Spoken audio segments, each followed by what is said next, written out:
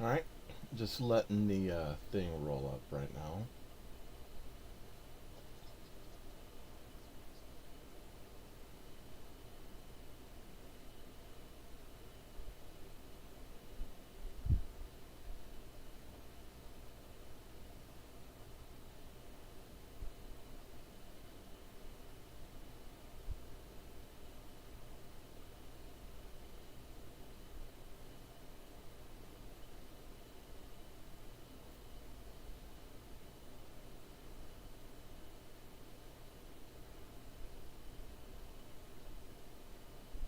Ray Guns Legos, bricks and toys.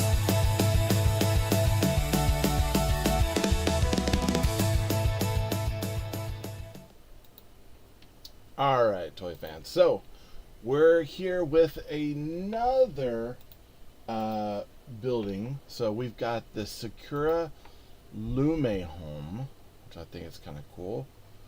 Let's see. For some reason, my cam has decided not to. There we go. Decided not to participate. So, I figured we would take a look at it. Now, this is the Cayi Blocks Sakura-Lume Book Nook 8810, 1,243 pieces. I figure we'll be doing this in two distinct builds. So we'll do like one half and then we'll build the other half. Pretty decent looking model so far. It comes in 4 bags, so we'll try to knock out 2 today.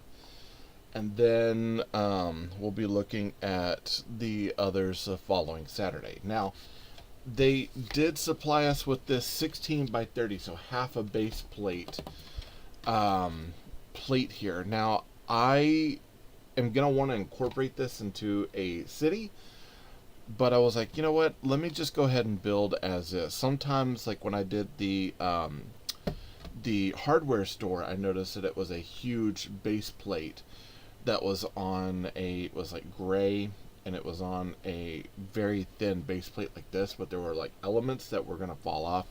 This one, I don't think it's going to have that same problem, so I'm going to build to this.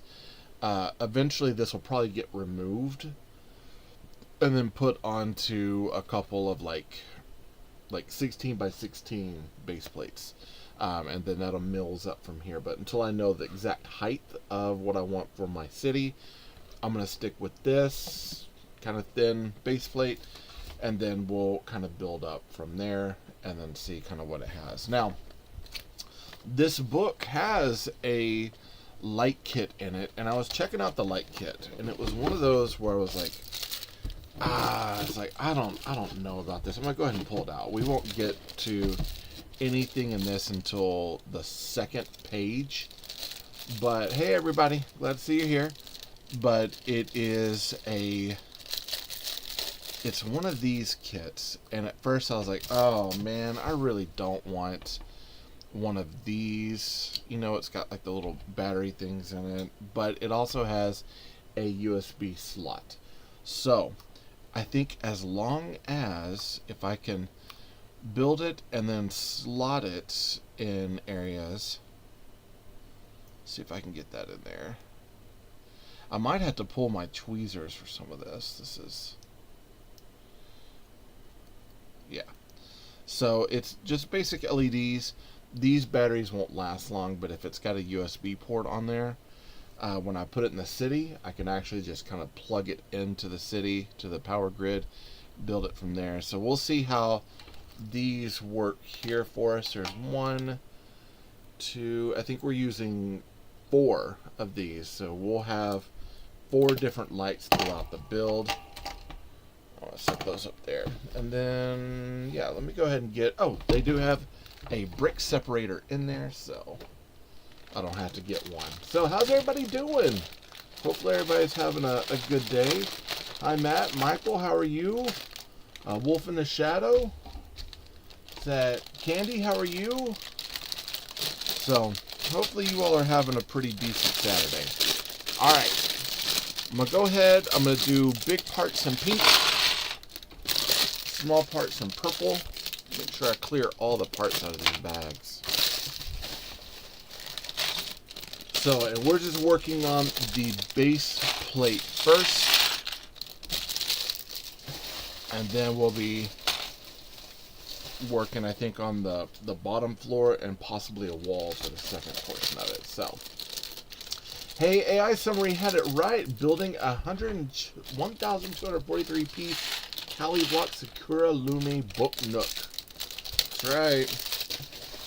I had to look up like book Nook. Like, what in the world is this? It's a type of very narrow home. But yeah, this is going to be a pretty cool one. There's 2 minifigs, but we don't actually get to the minifigs until the very, very last bag, which will be probably next Saturday. I might go ahead and take them out beforehand just to see. And the reason why is because what was I going to say? I don't have it on there. That's okay. Let me go ahead and play this one. Let's make your first caffeine inspired drink it. The minifigs apparently have movable knees, which I think is kind of cool. So I was like, that might be interesting. Alright, he's got a brand new one up here. Let me see. Alright. I like listening to, there's an artist called Odd Behavior that I like listening to. So I'm going to listen to him as we work. We got this, we got our book. We're building up this section up here first. Turn that down just a little bit. So how is everybody this Saturday? Hopefully everybody's doing good. I've got tools and stemming stuff and all sorts of things that I might need right now. And we're about to get to work. So, let's see.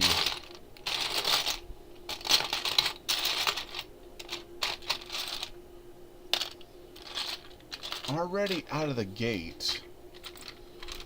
Let me look in here because there is...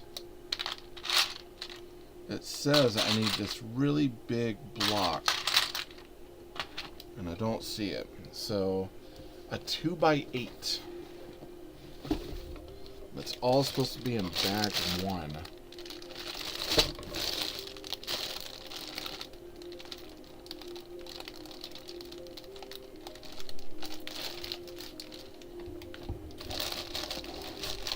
Interesting. Okay. We're going to do this. Because I kind of wonder, at this point, I wonder if one of the pieces is in here. So let's do this. We're going to grab this right here. Just have a 2x8.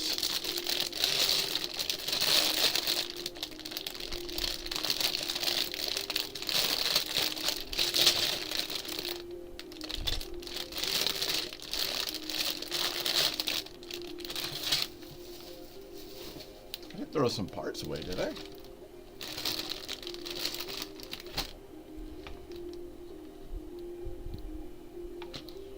Oh, they're gray. That's why. Oh my goodness. Alright. So right off the bat, already the printing on this is a little rough. They're actually gray and not the what you think of as a standard pink. It looks pink from the directions, but it is not. They're gray. Okay.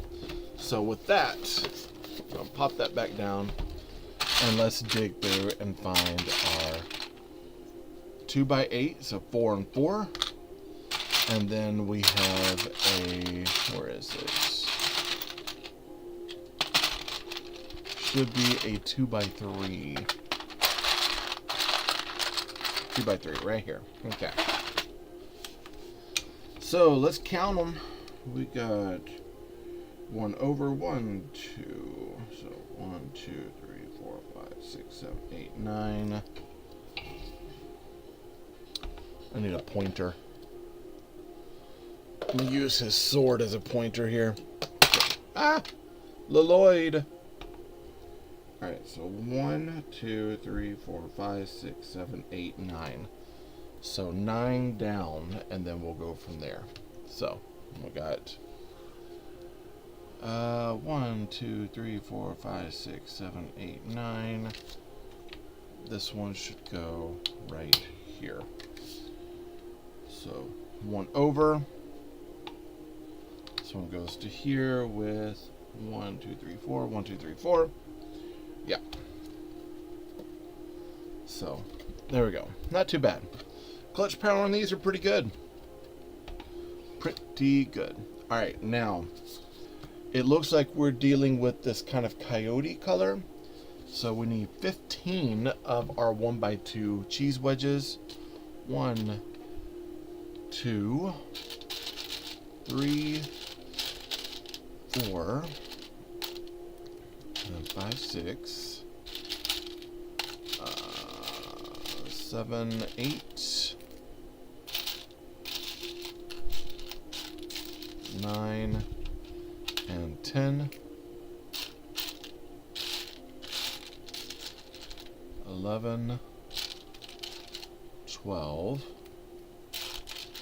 13, 14, one more, 15, and then a 1x1 cheese wedge, all in that coyote color. One right there. Okay. And then we're going to kind of count them down to see where exactly we are going here. So we've got 1, 2, 3, 4, 5, 6. 6 is coming off from right here. So 1, 2, 3, 4, 5, and 6, just like that. We should have 1, 2, 3, 4, 5 down this way, and it's going right on this edge. 1, 2, 3, 4, and 5. And then looks like we're coming down 1 and then over 1. So down and over should be right there, right? Yep, 1. Kind of just making sure. I should have 2 left over on the end when I get there. So, and we have 4, 2, 3, 4, or that's 3, 4, and then 2 left over there. Should have, yeah, perfect. Okay. So this is kind of where we're working right now. This is the base of the house, which already out of the bat is going to be one of those things I'm like, what am I doing? Because when I remove this base plate, all of these are going to be popped off. So it's something to keep in mind as I'm building, is that some of this is going to have to be replaced as I move along. All right, so we need snot bricks, 1x4 snot bricks. 1, 1x2. There we go. There's 2 of the 1x4 snots, 1 of the 1x2 snots, and then 1. Let's see, 2, 3, 4, 5 of these rocker plates. And how do they want us to do this? Okay, so yeah, we are plugging them right in here. So 1, 2, 1 right in the center, then 1 and 2. Hopefully these aren't too brittle. Usually these become a bit of a concern when they become too brittle, or they are not really like lining up specifically the way you want them to. So let's see, 1, 2, 3, just like that. And we're doing the same thing now on the other side. So we need 10 of these rockers. 2, 3, 4, 5, 6, 7, 8, 9. Need one more. 10. Okay. Then we need some corners. So 1 corner snot, or half Travis. 1 1x1 snot. We need a 1x2. and then 4 of these 1x4s. 1, 2, 3, and 4 of those. Another brick separator. I should build something with these brick separators. Hey, how are you? I had to do this. Lego Mania, what's up, my man? Alright, so let's see. We've got 1 and 2. This is going to be going across here. So we've got 2. Got 1 more, and then it's going to be crossing another one right here. And so it looks like 2 4s. And I need 1, 2, 3, 4, 5, 6 of these total across. So, boom, there's 5. We need a 2. 1 more plate. And then we've got our corner brick. So, hey, thank you for the like, bud. Hopefully you're doing pretty good this Saturday. Got any good builds on the table? Alright, so this is going to be going across. And we're basically going to fit these together, and then they're going to sit in here. Kind of interestingly enough, they're using these rocker plates to do this kind of tilt in the foundation to make it tilt backwards, which is kind of interesting, kind of weird. But hey, Blue Collar, what's up, my man? How have you been? Alright, so we're going to press those in. So yeah, they're using these rocker plates to basically turn the foundation into the interior to give it this kind of oomph to it. I'm kind of concerned because it feels like if this is this small, I'm concerned this house is going to be really small on that bottom step. Hey Damon, what's up? Blue Collar David, you got any good builds you've been working on? Anything fun? I did a whole Technic piece that was it was like a sail barge sort of thing, like a flying steampunk ship. And it was pretty good, except I had one gear slip and I had to take that whole thing out. Like I had to take the whole back of the ship off and reline everything back up. And I lost my cool. I almost threw it. Alright, so we've got 10. So 5, that's 10. We're going to go ahead and start placing them in. We want one side and then here. So we're going to be skipping one space here, which I'm guessing we're either putting like a light or barn there, or we're just skipping and we're going to be putting a plate over the top of it. I'm going to go ahead and line them all up. Really good snaps. Nothing so far seems to be like it's wanting to break on me, which is good, because I've had some of those plates where they break on you, and that's a pain. Absolute pain. So we're going to go ahead and pop these in. 1, 2, 3, 4, 5, and then 6. And I'm missing 1. 1, 2, 3, 4, 5, 6. 1, 2, 3, 4. 1, 2, 3, 4. 1, 2, 3, 4, 5, and 6. Okay, just making sure I'm on my right counts here. I think I pulled 11. I thought that this one turned up to 11. It does not. Alright, so here we go. Number 5, we're going over to 6. And we need 19 ingots. And then 4 of the 1x1 plates. Now the ingots are all in gray. It's kind of weird that they're having us put ingots on without a plate. I figured we would have had plates on there first. Hey, bricking. So 4. Let's see. 5, 6, 7.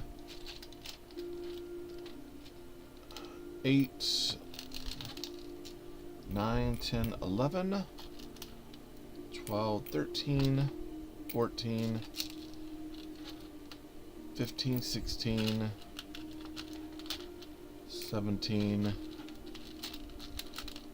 18 and 19. And then 1, 2, 3. And then 4.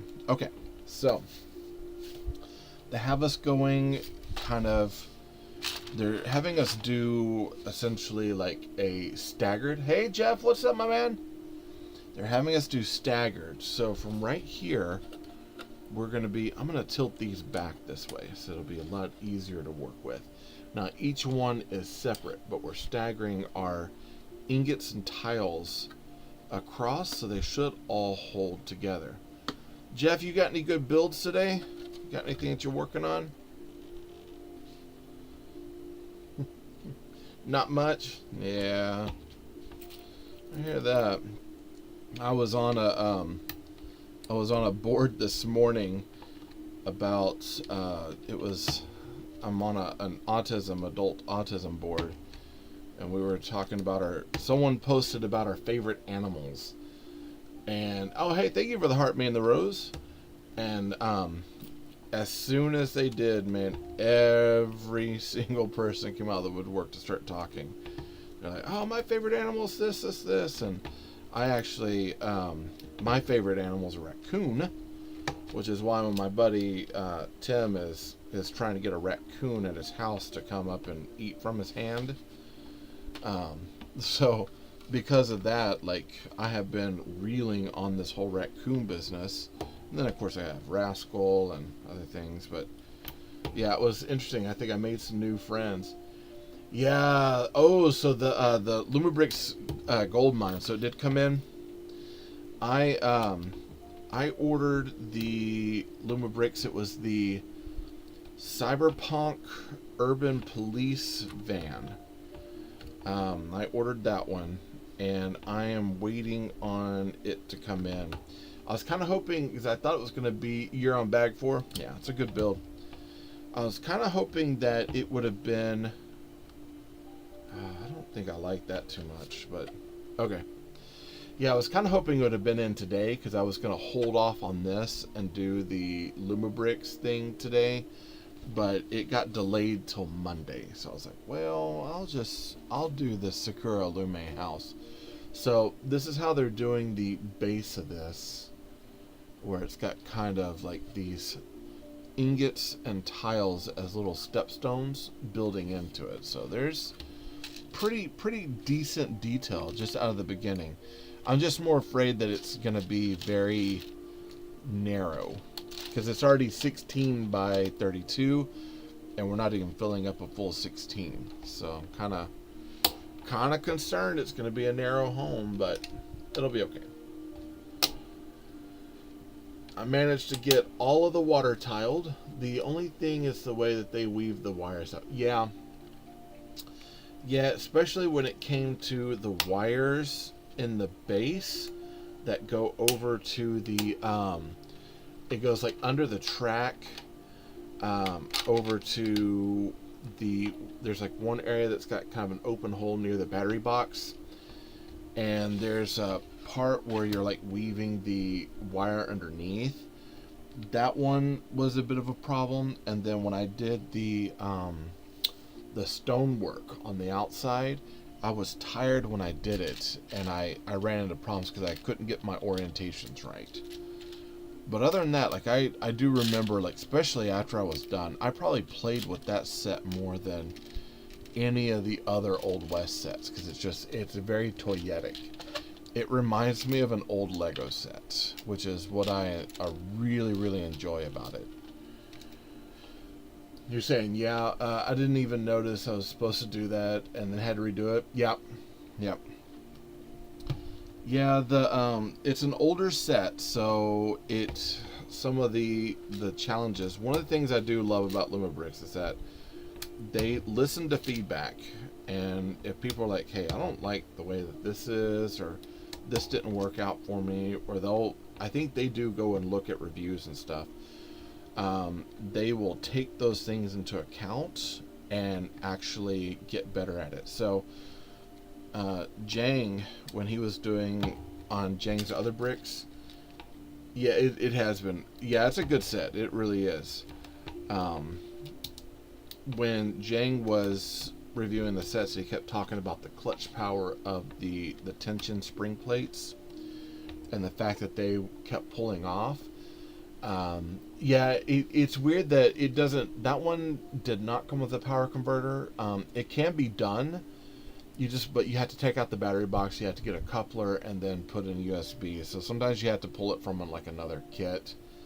I've got some that, like, for some of them, I had cars that came with it. I'm not gonna put couplers on cars and do it USB.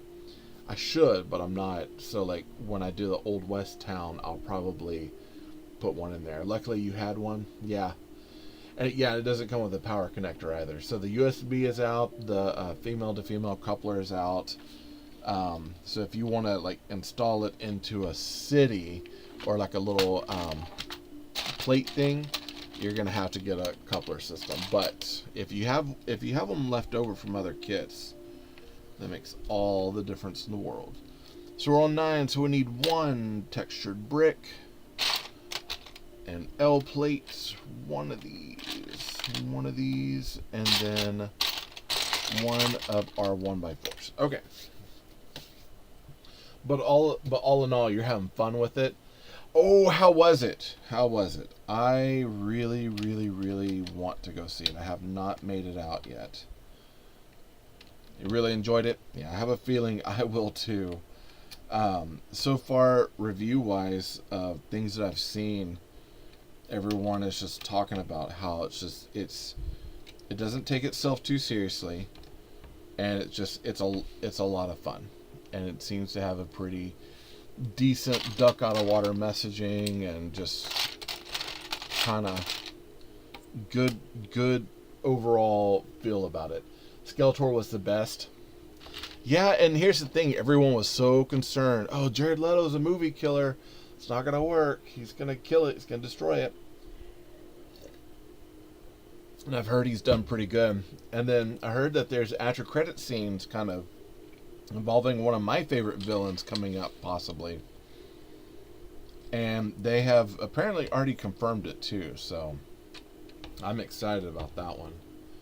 Oh yeah, yeah. It's like I want to say it, but I don't, because I don't want to jinx it. But B, you know, I know that there's people that have not seen it yet, so it's like I don't want to push my luck here. Man, yeah, we'll probably go and watch it here pretty soon. It is definitely on my list, and it is one of those that I have been following it, looking forward to it for quite a while. How was Trapjaw in it? Was he cool? Actually interesting how the characters got their names. Was it like the whole idea, like Adam's like naming them or something?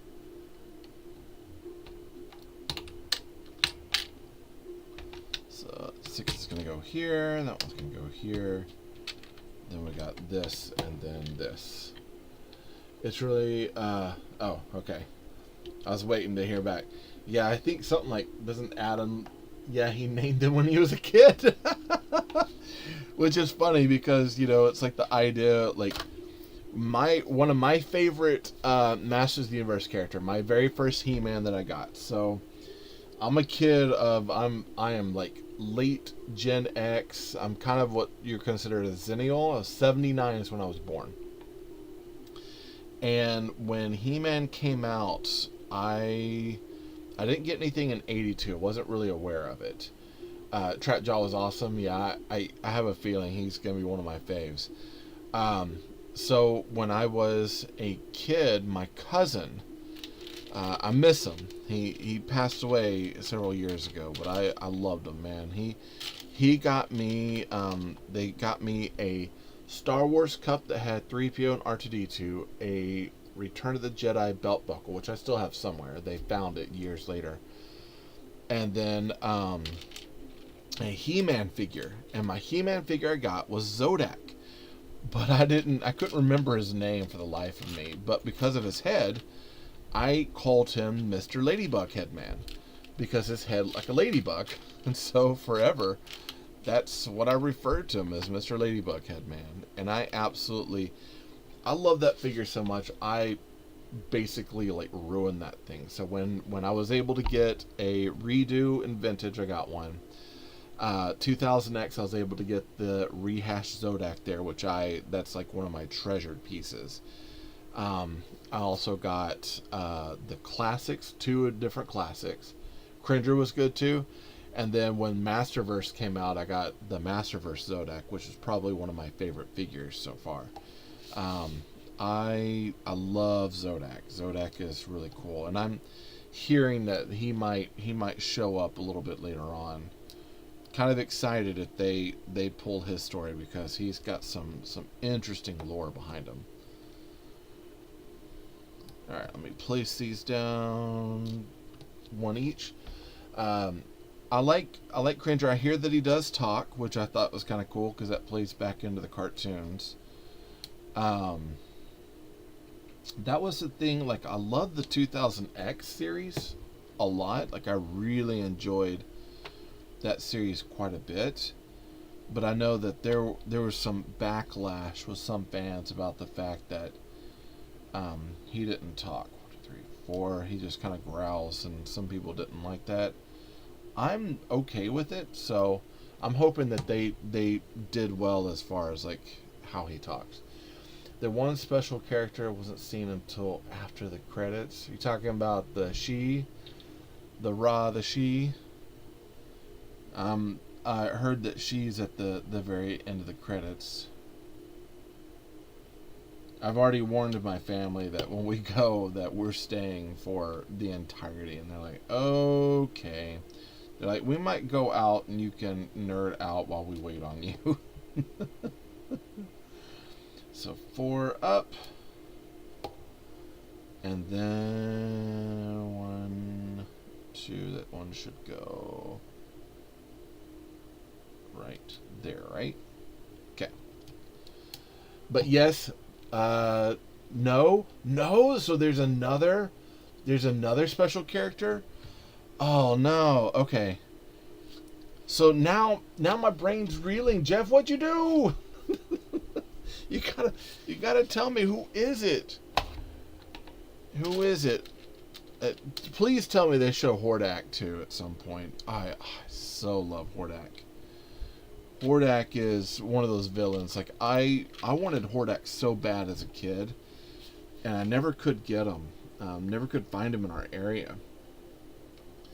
And ended up finally getting one as an adult. I found one that was pretty much put together, and got that, and then got the classics as soon as I could, and then got the Masterverse as well. Orko, oh yeah. Okay, yeah, I forgot. Yeah, Orko is, because he does the ending message, the what is it, the life lesson at the end, doesn't he? Oh, it's goofy.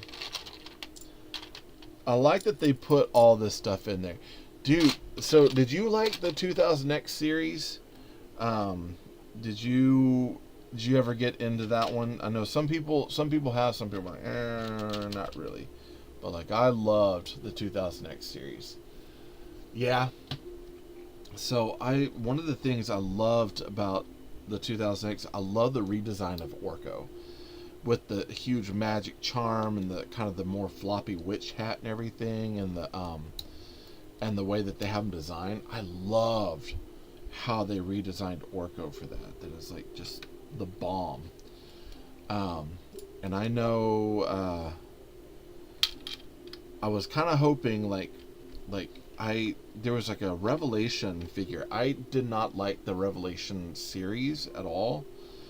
And I never got into it to see what the second one was about. It rubbed me the wrong way with killing He-Man at the very beginning, and then having to go to the Planier Fields, and I was like, this is not really, I did not sign up for the death of He-Man and the resurrection and all this.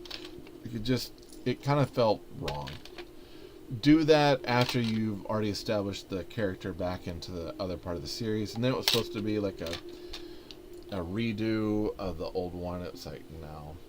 Although it looks a little weird seeing everyone in the live action, though. I bet. But here's the thing, though. Like, I'm gonna admit, like, so far from what I've seen from the reviews and people talking about it and seeing the footage I've seen, it looks like a playful sort of movie. That looks like the kind of thing that's like that. This would get my brain reeling and just loving He-Man again, like no other thing in the world. All right, let's see. Hold on, I'm gonna knock these out real quick. One, a 2x2, another break, and then a step. Okay. So I think we're doing this. Looking pretty good.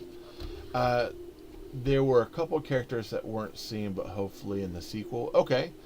So I know Mechanic, Trapjaw, Karg. They brought Karg back, which I thought was kind of interesting. Because Karg, it's interesting because Karg was from the original movie. He was supposed to be the re-envisioning of Trapjaw. So I love the fact that they have Trapjaw and Karg in the movie. No Man-E-Faces. Oh, killing me. I love Man-E-Faces. I have Man-E-Faces and Trapjaw are ones that I will get when I can, every single one. Now, the Masterverse, I have not been able to get a Man-E-Faces, and I've not been able to get a Trapjaw in the Masterverse. But Origins, I was able to get them. Vintage, I have them. Let's get that. Vintage, I have them. Classics, I have them. The 2000X, I have them. And then the Loyal Subjects figures, I have them as well. Same, yeah. I love the reuse of parts between the two figures.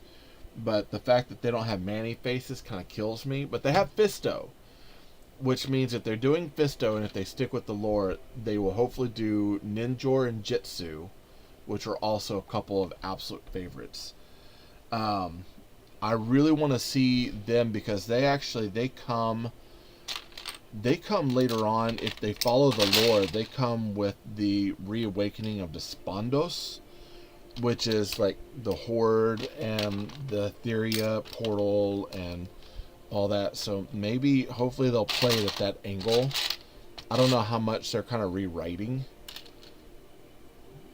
Let me count. There's a lot of these. Hold on, let me count these out real quick.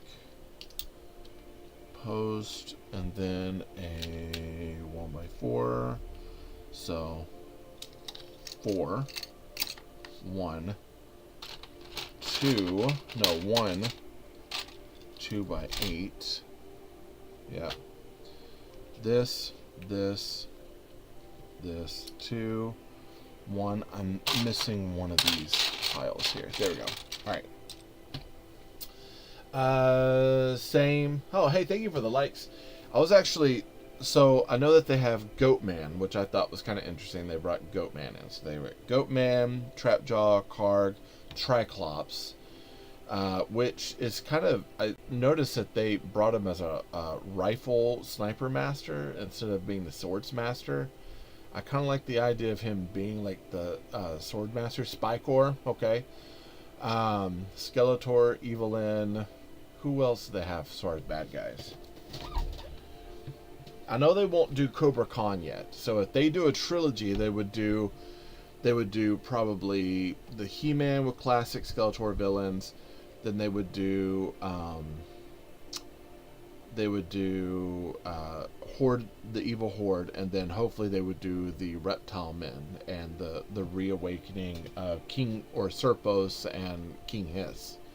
At least that'd be my hope. That would be my hope. And then maybe bring in at the very end Beastman. Okay, so they did have Beastman. And he apparently looks a lot better than the 1980s version Beastman. Which I have a soft spot for that Beastman. But he's not the best. Alright, hold up. Oh, I gotta move something over. Okay. I was like, wait a second, something's not fitting. That's because I have these in the wrong spots. Boom. So overall, you would say it was really good. I'm trying to think. I'm looking up here. So I've got, let's see. Too Bad. I got He-Man stuff all around me. So I've got Clawful, Merman, Stinkor, Webstore, Too Bad.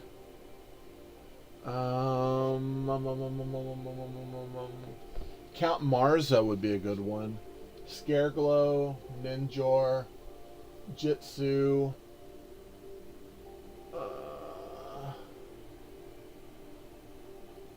Lynn, the nameless one. Like I think if who's the water Merman. Merman is the mermaid guy. So they didn't have Merman in there? I think Merman was spotted in the scene with Orc. Oh, okay. Yeah, it kind of kills me because I wanted to say the original card had He-Man, Skeletor. So He-Man, Skeletor, Man-at-Arms, Beastman, Merman.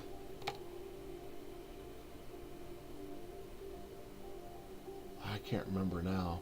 I'm trying to remember like the original, like I think it was like a original 6-back and then it became the 8-back. And no Panther. Okay. Well, in time.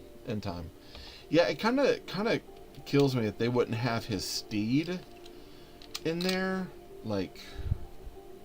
But I mean, they're quite possibly they just couldn't get to it, or they're like, yeah, it doesn't exactly fit with what we would want right now. So there's a possibility in some of that. But I'm looking forward to it. As a matter of fact, I'm actually I was going to talk my family into seeing if we could go maybe tomorrow or something. And I know we're supposed to have like my kids got some friends coming over, which I'm like, they'll be fine going to the movies. Like, yeah. So far, because they're saying everyone's like, oh, it's bombed in the theater, and I'm like, it hadn't bombed yet. It's only its opening weekend, and besides, it's through the big rainforest site, so there's a good chance that it's gonna be up and doing whatever it needs to. And I'm hoping that even if it doesn't meet the sales for the theaters, it'll hit for sales for like review, purchasing online, digital, and that sort of thing. Because I definitely, from what I'm hearing, I definitely want to have a sequel. We cannot have a repeat of what happened before. Now, don't get me wrong, I got a special place in my heart for the 1987 He-Man film. It's not good, but I do love it. In probably the worst possible way. But I love it. So for me, I would really want them to continue on. The soundtrack was amazing. Awesome. I'm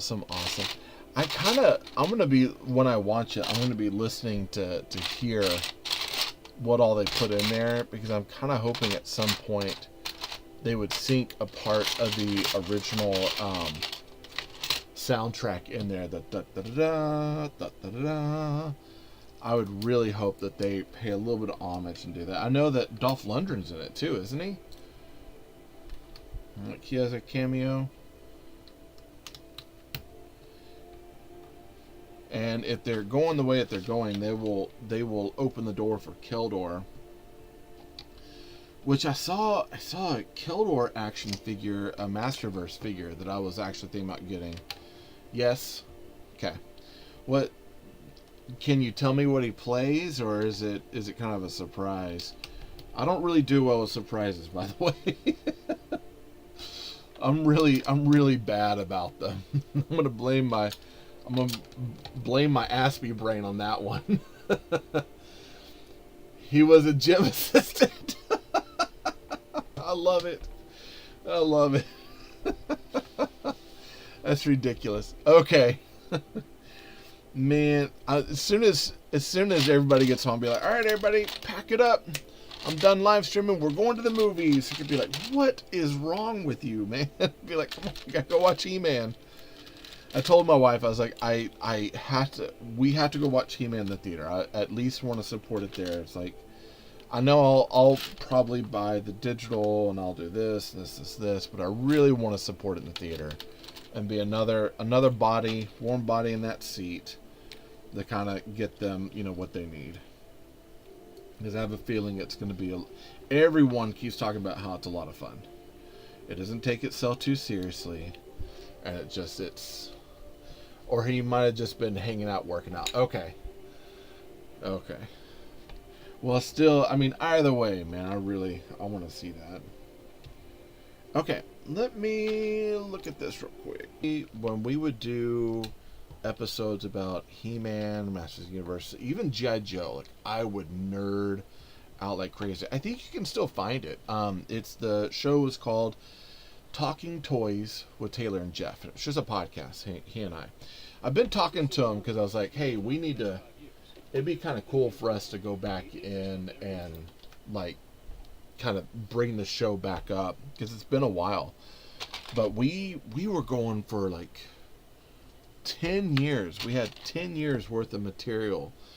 We touched on Mask and G.I. Joe, multiple ways of G.I. Joe. Of course, Masters of the Universe, a lot of those episodes. Ninja Turtles, Street Sharks. I'm kind of looking up on my shelf. Max Steel. What was it? Savage Dinosaurs, Troll Hunters, Troll Warriors. I believe we might have done Mystic Knights of Terranog, or we were supposed to. Oh my God, it's not Supernaturals, because I know I've got a couple of Supernatural figures. Inhumanoids, because I've got the huge Inhumanoid thing. There was a really cool scene with Roboto. Now, I heard that Roboto is that I'm trying to remember. There's like Roboto. So who does the voice of Roboto? Isn't it like Kristen Wiig, I think?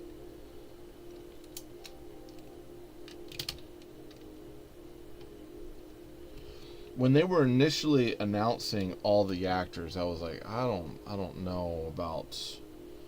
Like, I don't know about this. These aren't the people I would have assigned. But upon hearing what they've done, I'm hearing that I had nothing really to worry about. It's all good. This one goes here. And then I need one more, a 2x4 that goes right there. Find my 2x4. 2x4s. Boom. He was the only one that looked way different. Yeah. It seemed like they were trying to pull more of the Roboto from the 2000X series, which I did. That one was so there. Out of the 2000X, I've got pretty much all of the figures from 2000X. Except I don't have like some of the vehicles. Like I don't have the Skeletor with his battle ram. I don't have like the Samurai Skeletor. I don't think I have the Samurai Man-at-Arms either. I don't have the Ice Armor Skeletor. I don't have the Jungle Tracker He-Man. I don't think I have the Ice Armor He-Man. I'd have to look. But I've got all the main characters. Except, I can't remember. I might not have been able to get Evil Lyn. Or maybe I did. I'll have to look. But Roboto was one of those that was really hard to get. I remember Roboto, Manny Faces, and Zodak were really hard to get. When I got Zodak, I was astounded. Because Zodak was one that everyone had him for sale, but no one had him with his helmet. His helmet was missing. And I was like, I have to have, because if he doesn't have the helmet, it's not Zodak. Like, that's just the way that is. And so I remember just wheeling and dealing and like bargaining and searching and searching, and it took about 4 years, and then I finally found a Zodak with his helmet, his blaster, and his staff. But I never could find Roboto. Roboto was one that was kind of like one of the last figures I was able to get in the collection, because everyone had parts of them, but no one had them complete. Like, it was like people would break them. He was the only... oh, okay. I thought I was missing something. And so when I finally found one, and guy was like... I think he put in for a bid. I think that one was probably my priciest one to get at the time. I think I spent $30 on him. And I was trying to keep it kind of low. But I ended up getting Roboto, and he's complete. He's got the claw, he's got his blaster, and then he even has like the working mechanism for his jaw. Like, it all works. And then I've got vintage. I do not have classics Roboto, and I haven't got the Revelation or the Masterverse. I liked Roboto. I remember getting Roboto when I was a kid. So, like, I grew up in deep East Texas. So we did not have a lot of choices for He-Man stuff. It's like whatever was on the shelf is kind of what we were burdened to. And so when I would get a chance to go and visit my grandmother, and she lived in Richardson, kind of Dallas area. And so she would take me to the Toys R Us that was kind of in like, there's like a Toys R Us near like Addison area, or there was. And then she would also take me to the Galleria. And when I went to the Galleria, and I was able to pick up, that day I picked up Roboto. I picked up Manny Faces. It seems like there was one more, but I think those were the main two that I got that I remember getting. And I loved Roboto's story, because I loved the idea that he didn't have a heart, and he was being corrupted, and then he gets a heart, and he becomes this, better working, functioning machine. And like, I loved that one, and I liked the story of Manny Faces as well. Though it's interesting, I think I prefer the story of Manny Faces now that he's an actor and has all this other backstory, more so than the figure had him. Wow, that must have been awesome. Owen and Triclops, the one with the rotating helmet. He's another one that I didn't actually get him. I didn't get him until way later. I never could find him as a kid, and I didn't know quite as much about him. Whoops. Oh. He was one that eluded me forever. Triclops, yeah. I will say, when I was a kid, because we would do action figure trades and all that with my buddy Steven. He would grow out of the figures at some point. He'd be like, I don't really want this, or I want this. Be like, hey, I've got this. You want to trade? Because we would trade, like, at the time we were trading Micro Machines, and so I would trade Micro Machine stuff for figures. And so I got Cobra Khan from him. I got Cyclone from him. One of my buddies, Sando, gave me the Tyrantosaurus Rex, or the Tyrant Rex, the big purple dinosaur. Had that forever. When my mom donated everything, that one killed me, because I love T-Rexes as they are, right? So my Aspie brain's like, I'm already like loving this thing, and it's He-Man, and it's purple with orange, like two of my favorite colors. And so I have been on the search to try to find that one, and that one is rough. So when I was able to get the Samurai Battle Armor Raptor for Skeletor, I got that as soon as I could. And actually my grandmother got it for me in my 30s out of everything. She got that for me, and I just loved it. My parents kind of like shook their head. They're like, oh my goodness, what is wrong with you? But I think she kind of saw that I was loving this series way too much.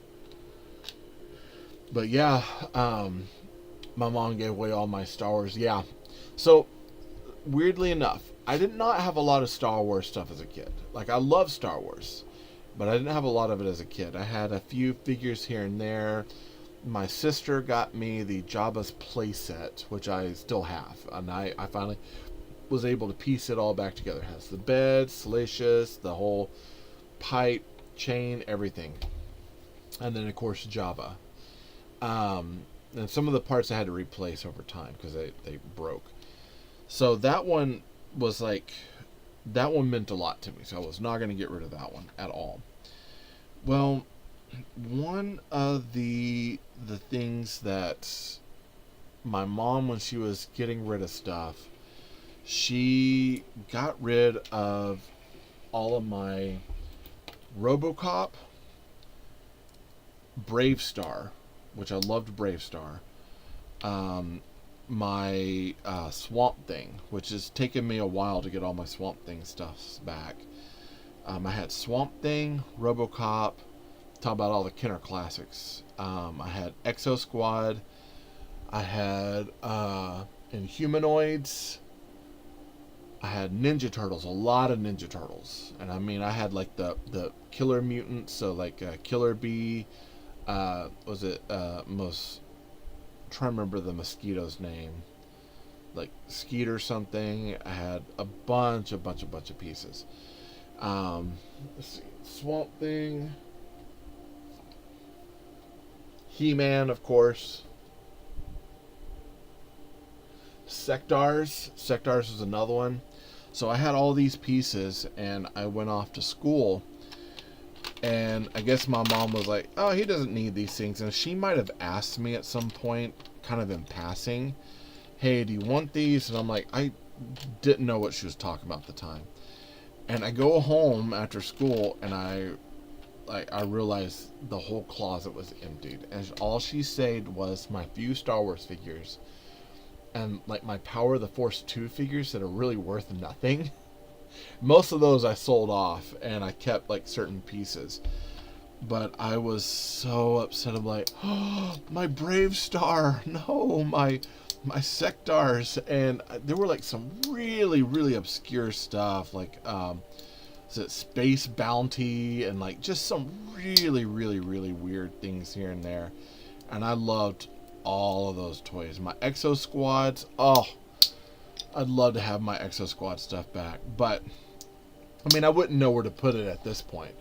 But I've gone and collected a lot of this stuff back over the years, and I have a case of Swamp Thing behind me, and I've almost, like, I put, for my 11th birthday, I believe, I got Snap Up Swamp Thing,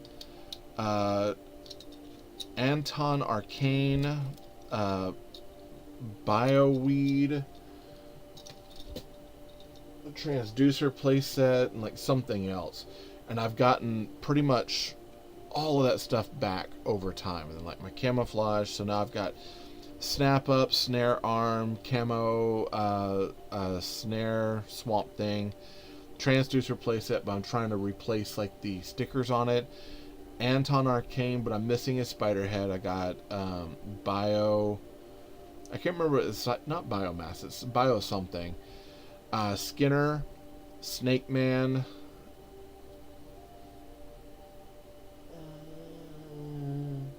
seems like I'm trying to remember what the other, Dr. Demo, like I've got them all. And then I was putting together one of the Swamp Skiers, so I was putting a lot of those sets back together. RoboCop, I have, of course, Robo, Night Fighter Robo. I finally got an Ed 240, which was like just a superb blessing for me. I was like, this thing is amazing. I wanted that so much as a kid. I never could get it. And had been outbid multiple times over the years on it, including one time when I tried to get it and the guy at the G.I. Joe convention only took cash, and I could not get out to go get it. I'd love to get the mass toys. Oh, so my friend Jeff So when we did Mask, so Mask was his jam. He absolutely loved Mask. And he has a ton of Mask. I think he put his Rhino back together. I'm trying to remember what else he got, but he got the, what is it, the ramen toys. I think they did the Mask series stuff. He finally got some of those in, and he was highly disappointed. He was like, they are not good. And I'm like, oh, that kills me to hear that. Because it's like, you spend all this time and money and waiting on it for the kind of rebuild of these toys, and it comes in, you find out it's not very good, and it's like, ugh. But he's got the one, it was the, he didn't have Boulder Hill. He's looking for that. But he has, what is the one that's like the van that opens up and it's got the jet that flies out? He recently put that together. I was helping him find like one of the helmets for one of the characters. And then the second series of masks, it was like the offshoot of Mask. I helped him put like one of those characters and vehicles together. It was like the Hasbro, when Hasbro kind of took over the license, they had a series, and I can't remember what it was called. Hold on, let me line these up. 1, 2, 3, 4, 5, 6, 3, 1x6, and then a 1x10. 5, 5, that's 1x10. Okay. Let me move this over real quick. That's a shame, yeah. Dude, hey Jeff, I love talking toys with you, man. Like, just to let you know. If this is your sort of vibe, you've got to go check out that podcast. We had a lot of people that was their kind of their routine is they would wait for the new episodes to come out, and they would wait to see what would we be talking about for that week. And that was I enjoyed very much. I enjoyed doing that show back in the day. Kind of, there's a part of me that really, really wants us to bring it back.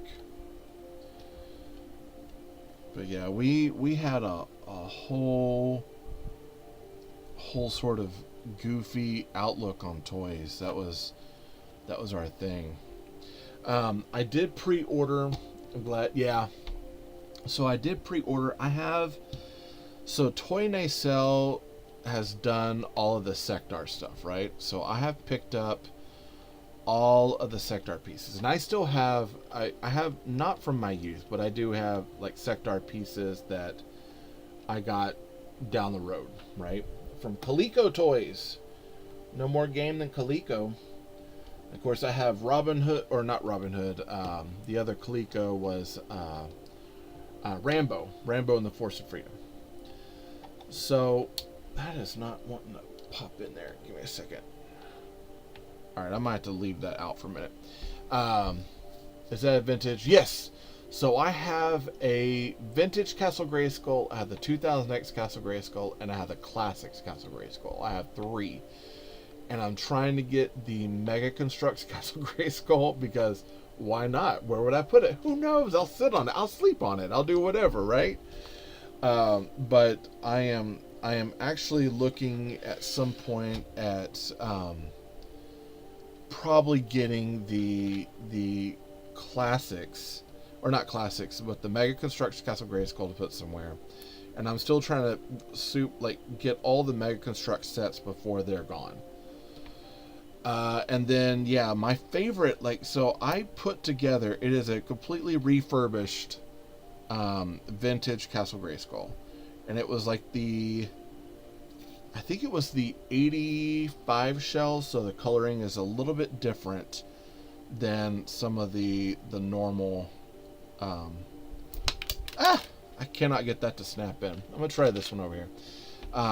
It has got a little bit different coloring than some of the other Castle Grayskull kits. So it's the one that's got the harder black around the eyes and just touches of green. The original had a lot more green on it. But that is I think the re-release one. And then the 2000X, they only did the one Castle Grayskull, which I finally picked up years and years later. Love it. but there was a condemned piece that went with it. I don't think I can say it correctly, but it was a battle gate that's supposed to fit to the back, and it's supposed to snap into place. It has a door, and then like some ramming stuff.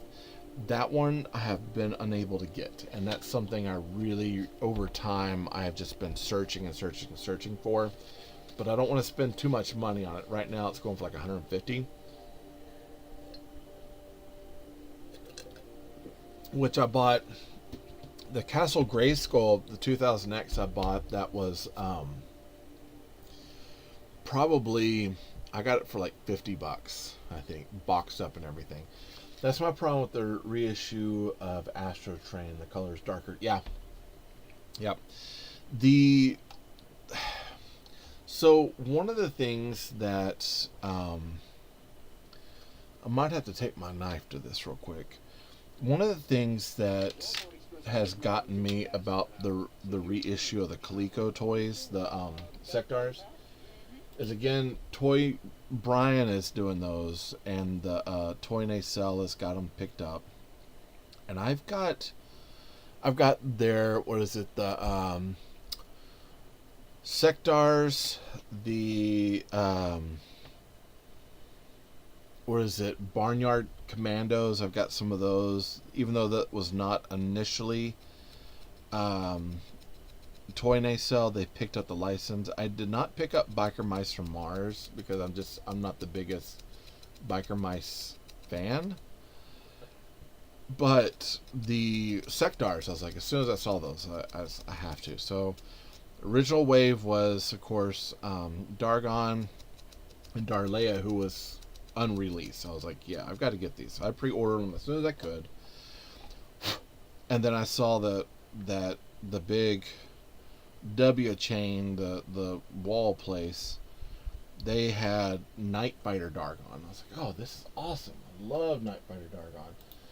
And when I got them, I was a little upset because and I got them on like clearance too. But something I pointed out was that, and I tagged Brian in it.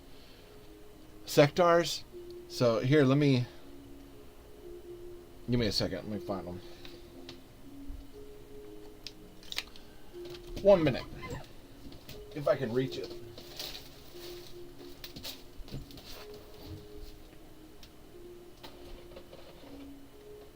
All right. Okay, so this is Sectars.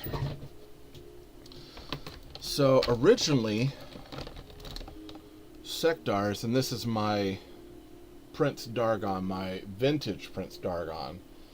They were kind of like, insectoid-faced characters. And this one, he had glow-in-the-dark stuff that went to him. So you could, like, put his antenna through here, and he had an eyeglass thing from Planet Symbion. So you could put that on his face, and, They had other companion bugs, like that was Toxic. And Toxic went with, this is, I think, Waspid. So he's almost complete. I'm missing one of his swords. And then, of course, you got, like, Zack. And he has a little bug character named Bitor. Which, there we go. Rah, rah, rah, rah, rah. And they also had these giant beasts that they rode on. So, here, let me pull the vintage ones out. Put that shield in his hand.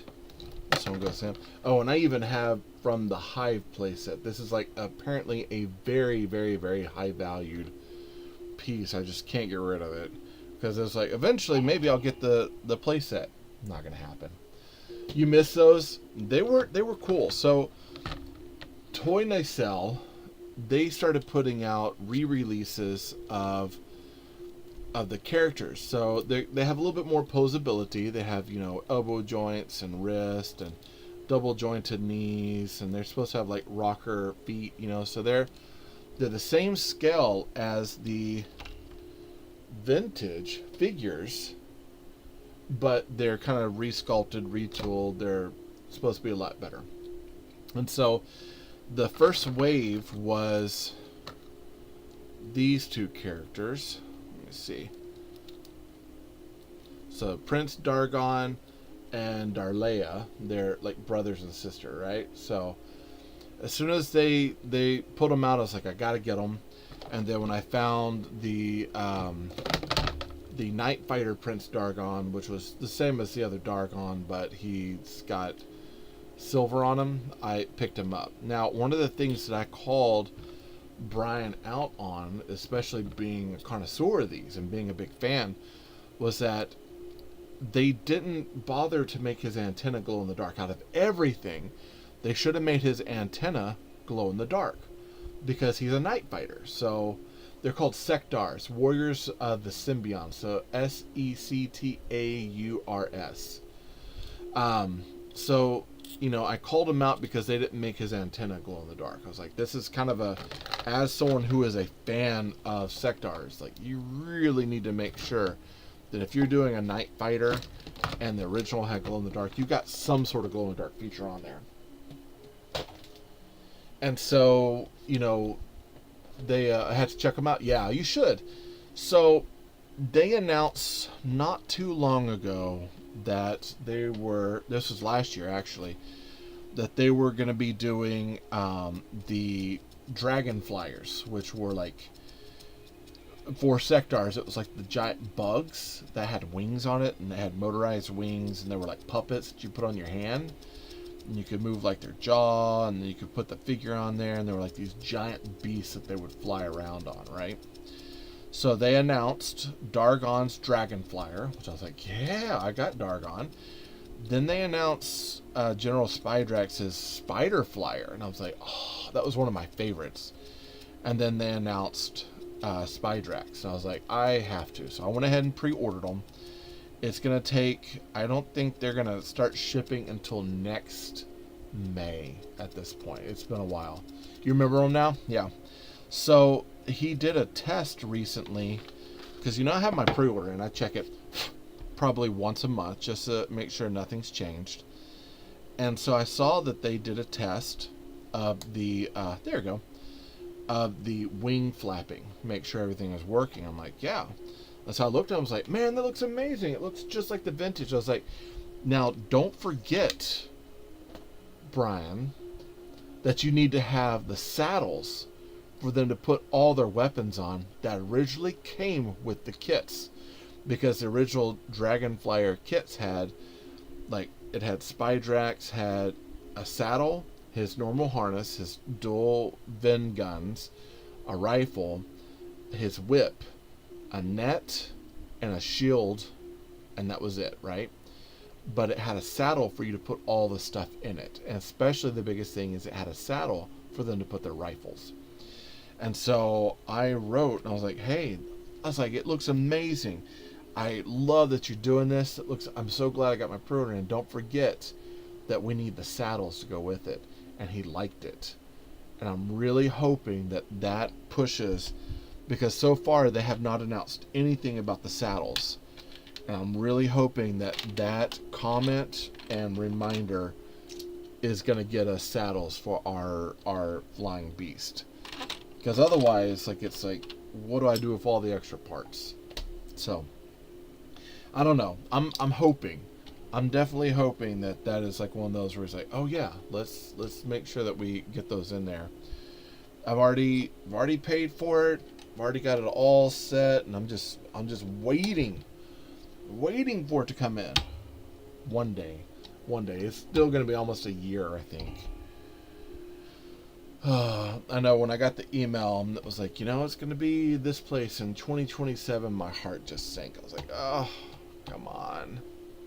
But it'll be okay. It'll be okay. It'll definitely be one of those that'll be worthwhile waiting on it. But yeah, any of the fantasy stuff, like I had Black Star. Oh, Black Star was another one I had. I had Black Star stuff. I had, of course, He-Man, Sectars. Man, I had a ton of stuff as a kid. I loved it. I absolutely loved nerding out on those things. Not bad. So we got a opening wall that I just busted off. Ignore the fact I busted that off. All right. So now we're going to our door area. So we've got door frame door. 1, 2, 1, 1, 2, a clip. How many clips? 1, 2, 3, double-sided snuts, and then a 1x2 plate. Okay. So, Jeff, what was your favorite toy line growing up? Did you have one?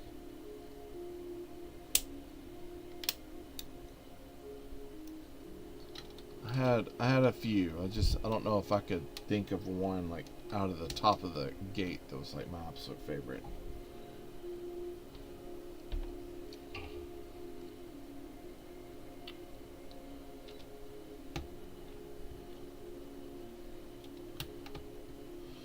I had those space battle toys at the figures. Oh, Starcom. Yeah. Oh, Starcom was the best. Oh man. I remember because I love the motorized parts on it. My friend Steven had a ton of the Starcom toys. And he had I'm trying to remember, it was the guys, they remind me of Blacktron from Lego. But they were like, had the purple triangles on it. He had a bunch of those and a few of the Starcom units. And he had one that was like, it was a interstellar ship. It was white. And it had the back of the ship had a rotating piece that would drop bombs out of it. Hey, Gita, what's up? And then it had like, you could pick them up with the magnet sort of thing, but it also had the thing that you hit it and go, and it'd roll out. And it was like a cargo area that you could roll ships into, or you can put like the little passenger plate in there. He had those. And I wanted them forever. I'd always ask him if I could have them. He's like, no, I don't want to get rid of this. Yeah, they're really cool. He had the big one that was like the black one that would open up like this. And it had the 2 spots in it for you to put the small triangle ships. He had that one. And a bunch of the small motorized... like vehicles, rolling vehicles that had the little... things that would make it pop up and turn out and roll. Like, he had a bunch of those. Which ones did you have? Gabe, what's happening, my man? You doing anything fun today?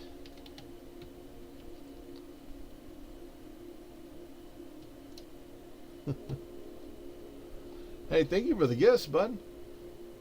Got heart meats and everything. That means a lot.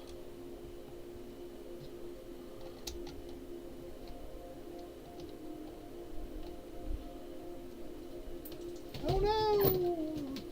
I dropped my brick. Alright, I gotta move this. My floor is covered in bricks and stuff right now. I had the big white ship with a couple of the triangle. Nice. Check my comment. It's so hot. It's so hot outside. I saw a dog chasing cats and they were walking. It's so stupid. Bro, really? And they were walking. Oh man. That is ridiculous. When I have parts like this left over, I'm thinking I might have done something wrong. Let me go back and look real quick. Did I do something wrong? I guess not. I guess I just have parts left over?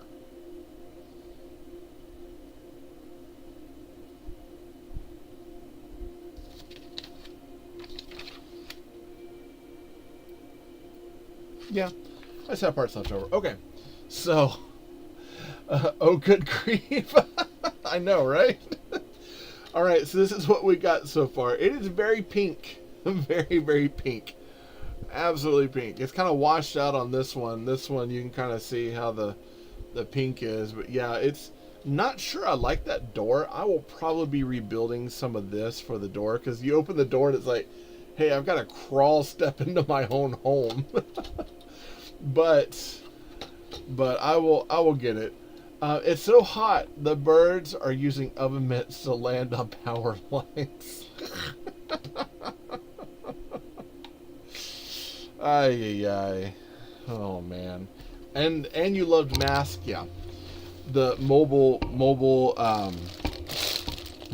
assault. Was it mobile assault strategic command? I believe is what it's called. What is it? I'm trying to remember what the was it Asp or is it Viper was like their bad guys. Kind of a rehashing in a way of G.I. Joe without it being G.I. Joe. One of the things, so when they did the G.I. Joe 35th or 30th anniversary figures, I got a bunch of those when I could. And one of the ones that I got that I was just so kind of like, I was so happy to get, because I never could get Mask as a kid. Like we never found it in our area. My friend had a few, but he got it from like his cousins or something. But when they did the Matt Tracker G.I. Joe action figure, I went ahead and grabbed it as soon as I could. I was like, man, that's pretty cool. And he has like, instead of him having like the full doesn't have his full vehicle, but he has his helmet. He's in his suit for, I think it was the car, but he has the green jet pack or like helicopter pack that's supposed to be like the little helicopter dirt bike that I think came out. And so I picked that one up, and I really dug that figure quite a bit. I thought he was cool. Still have him, and his little plaque says Matt Tracker on there. Gabe, you got any other really bad jokes for us? I gotta hear them. If you got them, share them. I need to hear this.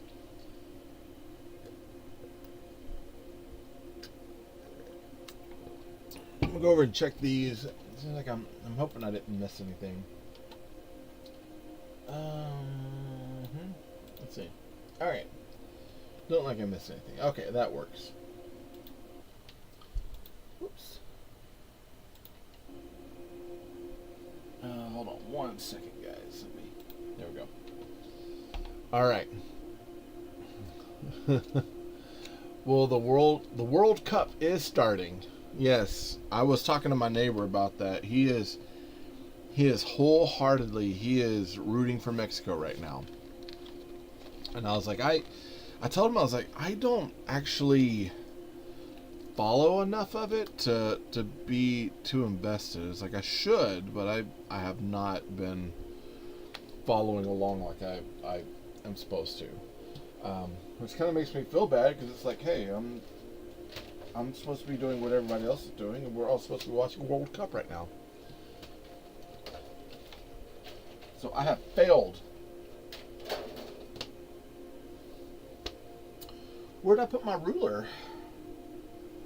Or did I leave it up here? Oh, there it is. So they have us doing some measuring.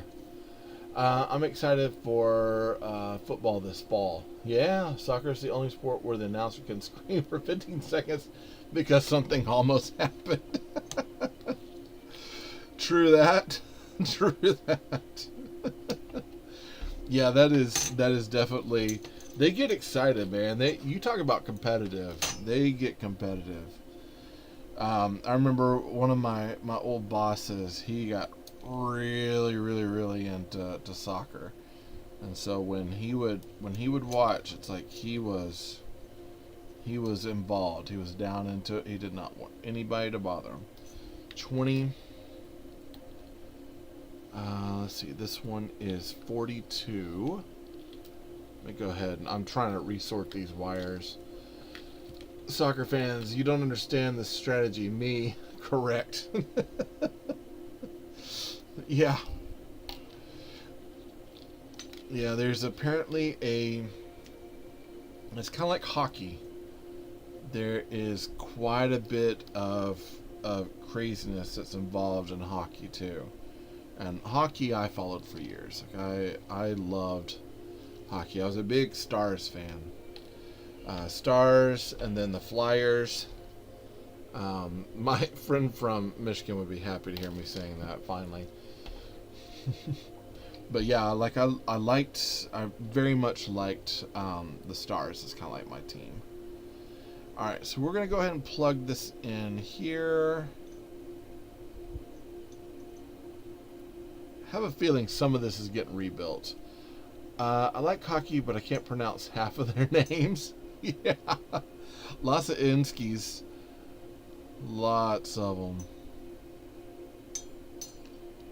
Okay, we're gonna place this. Let's turn this way, and we're gonna be routing our very first wire.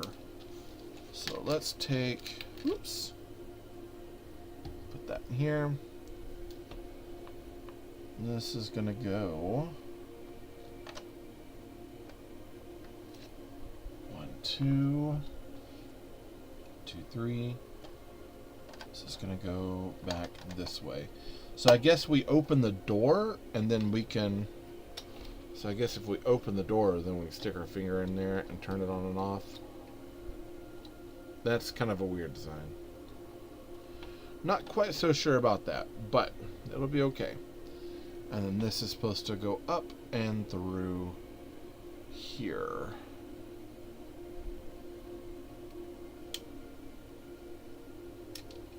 And then a 1x6. Alright, I will go ahead and tell you, especially being someone who has worked with the Lume bricks quite so much, or quite a lot, this is definitely, it's trying to be, but it's definitely not Lume bricks, for sure. Have I played any games lately? Yeah, dude, I have been grinding on, the Fortnite quite a bit. As a matter of fact, so they've got a new thing that is like sprites. So their whole island is covered in sprites right now. And hey, thank you for the wink. The wink wink. They got a whole island covered in sprites. And what it is that it's like an extraction game. So you can go in and you can like extract the sprites out of the, like kind of out of the island, and then like level them up, and you're kind of battling people, but you have to call for an aerial pickup, and it's like, it's got some really cool extraction kind of vibes to it, which I dig already. But so far that has been my game that I've been grinding on it. And then I went back to play a little bit of No Man's Sky, and they have, since the time I was on, they have added so much new stuff I could not keep up. Oh nice, I've also been playing Fortnite too. I use the water, yeah dude, the water sprite's great. So the other day, and my kid was a little jealous, so my last game that I played, I'm gonna tell you, and I gotta fix that, use both hands. Also, yeah, No Man's Sky is pretty good, but there is so much involved, and I'm so far behind that I cannot remember what I was working on and where I was supposed to go. Well, re-downloaded, yeah. So with Fortnite sprites, I have gotten, of course, water and earth sprite. I have already maxed out their levels, so I've got them in level 5. So now I have portable extractors that I take with me. But then I was able to I found the gummy earth sprite, which I grabbed. Dream, King, the Rebel. So I got all those, and then trying to remember, it seems like all the main ones. And then last night, my last game, I opened up a chest and I got the burnt peanut sprite, and I was like, dude, no way. So I went ahead and put it on, and then I noticed something was jumping around. I was like, go look at it, and I look, and it's a gummy water sprite. So I grabbed it and then extracted both, and when I extracted them, it gave me extra points, and it dropped a golden water sprite. And so I extracted that one too. So it's like in like a couple of minutes, I'm sitting behind a tree extracting all these sprites. I was able to add 3 high level, like really hard to find sprites in a span of like 5 minutes. No Man's Sky was used to be 1,000,000 miles wide and 2 inches depth in terms of gameplay. Yeah, I mean, here's the thing. Like, they were talking about, because the way that the worlds and everything are generated, they were saying that it would take almost an actual lifetime of playing the game to get through half of the worlds that have been created. And that's why, like, they do things like, if you go to a system that someone has been to, and you see the planets named and everything, it'll tell who initially found that planet. Like, I love that aspect. But yeah, you got to go getting some rest in. Hey, I hope you have a good day too, Jeff. Take care. I'll let you know when I go watch He-Man. I have a feeling I'm gonna love that. So I'll be seeing you around, okay? With the No Man's Sky, it was... Let me plug that back in. That's not wanting to go. Okay. I'm already running into problems. I don't like it. But yeah, they were saying that even if you play all the time, you will not be able to see every single thing in that game, the way that the game generates planets and everything. So I thought that was kind of interesting. It's like we got this game that's like super exploratory. You can see stuff all over the place, but you'll never be able to see it all, like at all. The names of the figures. Oh, Sectars. So Sectaurs. Sectars. Warriors of the Symbion. Pretty cool stuff. Like I said, I've got a bunch of them I put together. I'm trying to order a couple of the swords, like missing pieces, but they're like $15 a sword, sort of thing. They're kind of pricey. And then I have pre-orders on the Dragonflyer, Spydrex, Spiderflyer, Spydrax. I already have them in, and anytime that they do pre-orders to Sectars, I'm getting them. So thanks. You're welcome. You're absolutely welcome. But yeah, No Man's Sky, there's so much involved. And like, my wife was watching me play the other day. She's like, what's the point in the game? I'm like, it's all about exploration, just exploring the world, checking things out and seeing what's there and trying to solve this old mystery. But she's like, what's the mystery? And I'm like, well, it's this whole thing about who's taken over the galaxy, but I'm so far behind, and now they've already moved on to like something else that's got to do with like black holes and several other, there's like a whole bunch of new series of things, and I have not been playing enough that I have not been able to keep up. Just absolutely just dead on my feet. Yeah, I should have one more skate in here.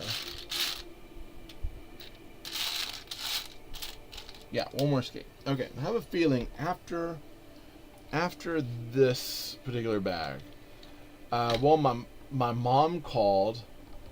I better call my mom back. She left me a voicemail, and if I wait too long, she'll leave a sequel. The sequel that makes you go into squeakle.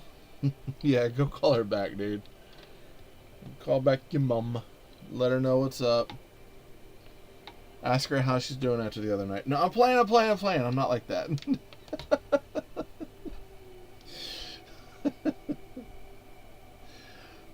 I'll behave. I'll see you later, Gabe. Take care, bud. Oh, I was about to say, I know I had another skate.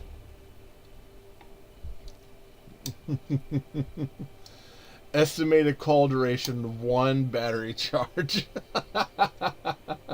Alright, brother. I'll see you later. Oh, man. Okay, so there's about to be this interesting technique of how they're putting together this couch or this like sofa chair. I have never in my life seen how they're doing this, but it is so strange. So let me grab the parts, because I mean it is a combination of a ton of pieces. We've got one of these. We've got so it's a 1x4, a 1x2 two-pinned Technic hold brick. We've got a 2x2 modified plate. Two of these 1x2 slanted corner plates. I know there's got to be one in here.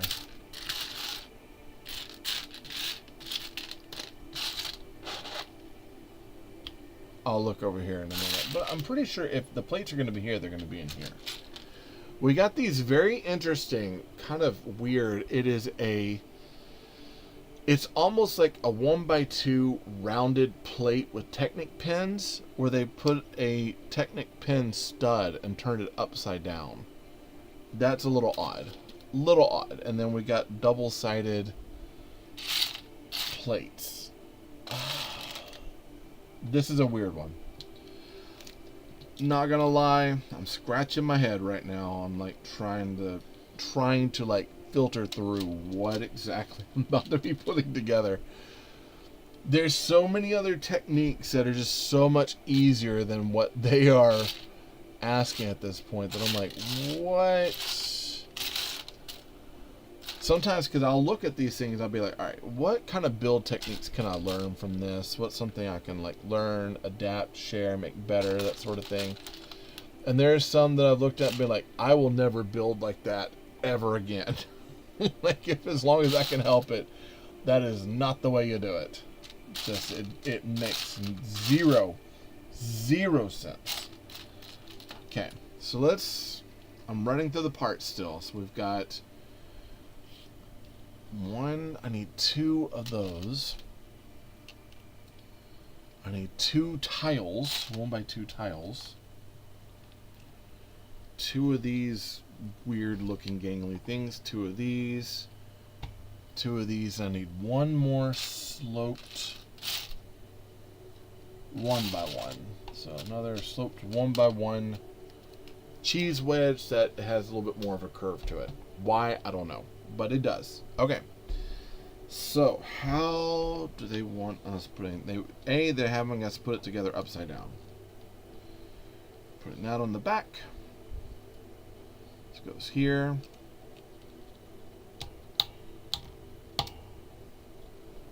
And then we're going 1, 2.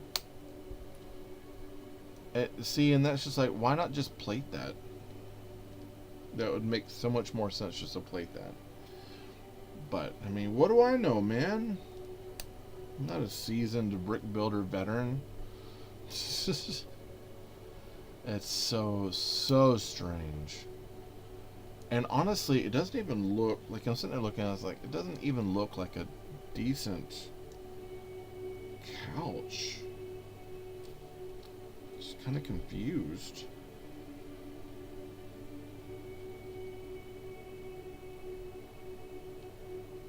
So just needed one? Yeah, see, look at this. Okay. So this is how they're wanting us to, let me kind of turn that away a little bit. It's how they're wanting us to put this together. Let me see if I can turn that down a little bit. There we go. That's a little bit better. Okay. So yeah, they're having us like turn it like this, which is kind of strange. Hey, brick guy, what's happening? It's so strange the way that they had us put this couch together, this little love seat or chair. It is not what I would have expected, but it's supposed to go right here, I think, right on the end. Okay. Okay. I mean, it makes sense, I guess. A little odd in my opinion, but what do I know? Alright, so now we are building up, looks like a counter area, or maybe these are supposed to be boxes. So let's grab all of our parts. 1, 2, one of these. 1 by 1. 2 by 4. We've got a bigger brick here of a 2 by 6. So let's look on 2 by 6, 1 by 1 by 3, 2 by 4, 2 by 2, 2 by 2 jumper tile, 2 2 by 2 tiles, Lego cup, and a 1 by 1. There you go. Makes sense. Okay, so we're going to plug that there. Go right here. So it's going to go on top. Go here. Here. This goes right here on the end. Cup. And then we've got this sort of, I guess this is supposed to be like a long package. This would be cool to get. So Studbee is one of those companies. They did my radioactive barrels. And I'm actually thinking they've got, I think, some like FedEx packages or like some packages that you can get, that if these are all supposed to be like moving boxes and packages. Here, let me see if I can pull it up so we can see there. That's not gonna work, guys. Alright, so I'm gonna have to open that up like that. If these are supposed to be like moving boxes and packages and things like that, this would make total sense to have someone printed as like moving boxes, like with little up arrows, things like that. So even if I don't go to like Studbee, might even look at doing something on the lines of like getting out like the little oh my goodness, what is it called, my printer, getting out the little printer and doing some specialty printed pieces here and there for it. So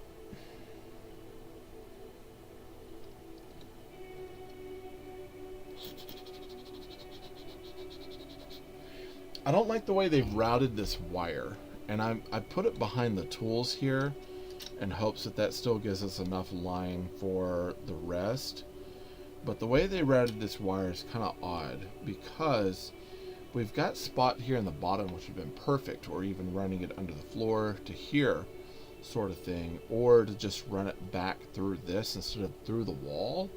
That could have been rerouted through this area easily, but they didn't do that. So very new in their thought process when it comes to that part of the build, which I'm not gonna dog them too much, but it is definitely one of those things that's like, oh, what were you thinking? Like that sort of build technique doesn't work. And I mean, it's been proven, especially working with wires, that doesn't work. And that's been like one of those things, like if you have the ability to do like certain plates and things like that, like if you've got bricks that have channeling in it, use those bricks in a way that I think would be better beneficial for what we're working on, and not just to have it to use it, like use it the right way. Anyways, long story short, it doesn't feel like they're utilizing it the right way.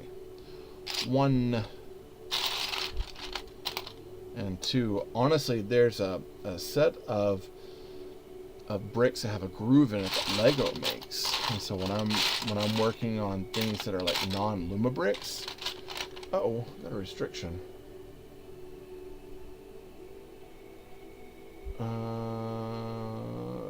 I don't know what it was that I said, but okay. But they're dinging me for it. It's like, what was it that I said that?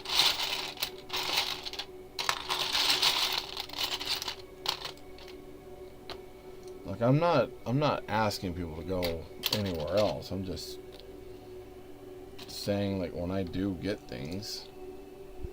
Okay, so we're gonna do it like this. We're gonna put, just gonna go 2 ends, so 1. Now I do notice there's a little bit of clutch issues with some of these base plates. which is, it'll be okay. But yeah, this is, I have a feeling some of this is going to get rebuilt to an extent. Alright, so we got this, we're putting down a jumper here, and we're about to build a window. Now this is a technique that I absolutely love. I can't remember, I've seen, there's a TikToker I follow that also does Lego tutorials, and this is one that we use where we use jumper plates to step back a window to create indentation on the windows, which is nice. So down here we need talls. 1, 2, 3, and then we need 2 of these 1 by 1 by 3s. Windows are our 3 talls. 1, 2, and 3 right here. Okay. Go ahead and pop these in, and we're doing window panes out. So we want the window panes out and not in.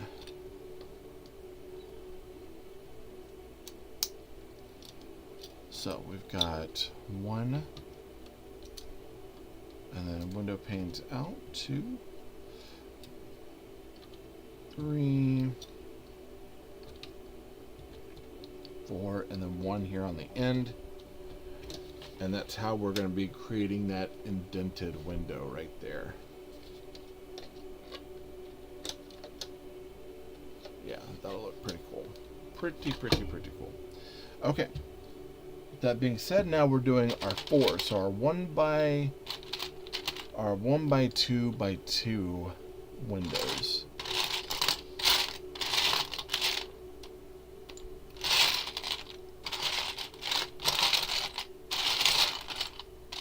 So we need 4 of those, and then 4 of the little panes. 1, 2, 3. Oh, that's the wrong one. I need the smaller one.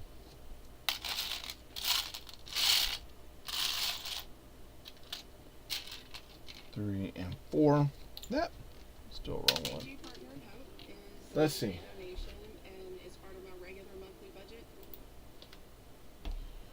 Alright, so here we go. And we're going to be stacking these on top. So we got 2 sets of windows. I do like the staggering of some of these windows. I think they look kind of cool. And this will be one of those that even though like aspects of this, you know, it looks kind of old world, which I dig, but I will be incorporating this somehow into my Cyber City. Now, I like the idea of having more of like early techno city where it's like you start getting stuff all over the place. You start getting like the electric car chargers everywhere, and like just random like pipes and things built into like old world stuff. So for me, I really do like the old world aspect of things, and this kind of fits into there. It looks very much, it has that kind of vibe to it. I'll tilt that down just a little bit. There we go. Get some of this.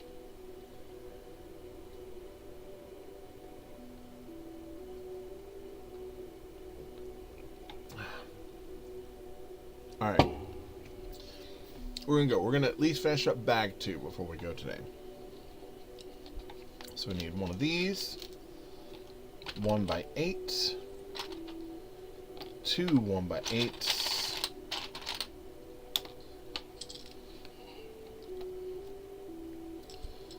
And that's going to go right here. So 1 by 8. 1 by 6.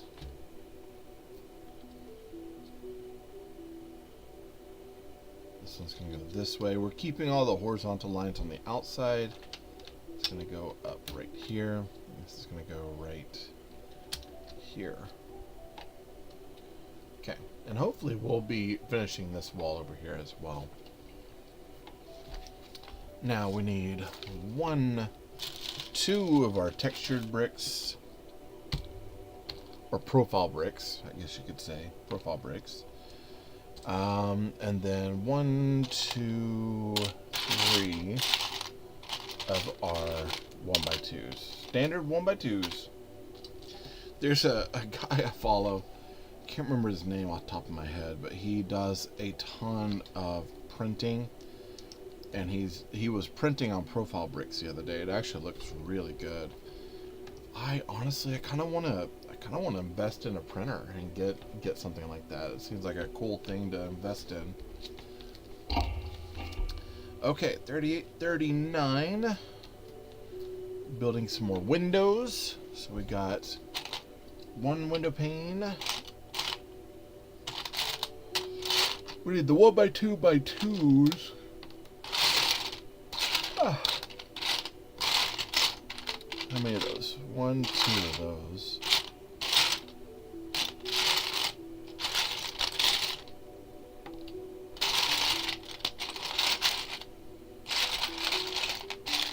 There it goes. 1x2x2s. We need a pink. So 2x4 is what I need. We got pink, and then we got like pig pink. Kind of odd. Lots of pinks in this set, which I dig because it reminds me of a really old home. Like when I think of like an old house that's pink, this is like, yep, this is what I think of.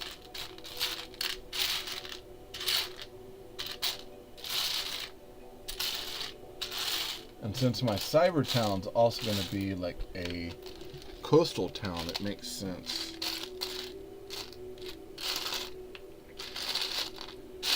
Kind of excited because we are supposed to be going back to Rockport.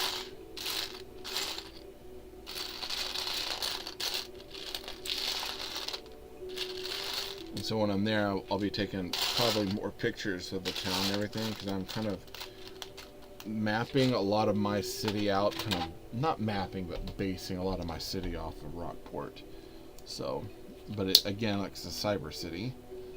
I've got my bay thing. It's got a pub and a bunch of other stuff in it. I absolutely love the beach. So for me, I am like super stoked about going back. Alright, that's really loose. I don't think I like that loose. I don't like that loose. Is it both of them like that? Sometimes you'll get those windows that are just like, yeah, they're not very... Yeah, they're just that loose. Wow, okay. That's a little disappointing. I might see if I can, like, fix that up. Old man, what's up? Old man Retro Gamer, how you doing today? Alright, so that's going to fit in right here. It's going to add a little bit of a brick gap, but that should be fine. And then a very loose window. I kind of, man, God, that drives me crazy. I don't like having that window just so loose. But, yeah, what can you do? What can you do? Alright, it's 39, we're on 40. Let's see what, I got apparently another restriction. Visibility. A 1x6.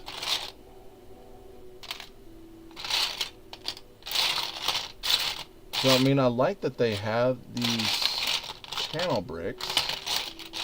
I think that's kind of cool. And one more of these, and we need the 52 centimeters. Okay, so let's go back way over to here. 41. So let's go ahead and we're gonna bring that around this way. They have not told us to plug it in yet.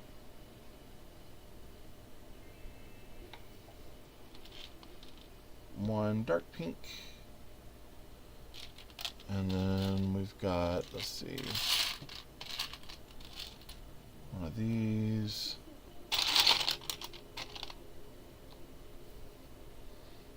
Okie dokie. I still am missing one of these hinge plate. 2 snot. There we go. This hinge plate in pink. This hinge plate in pig. These two hinge or 1x2 plates, and then another one there. So kind of weird the way that they have us doing each one of the colors.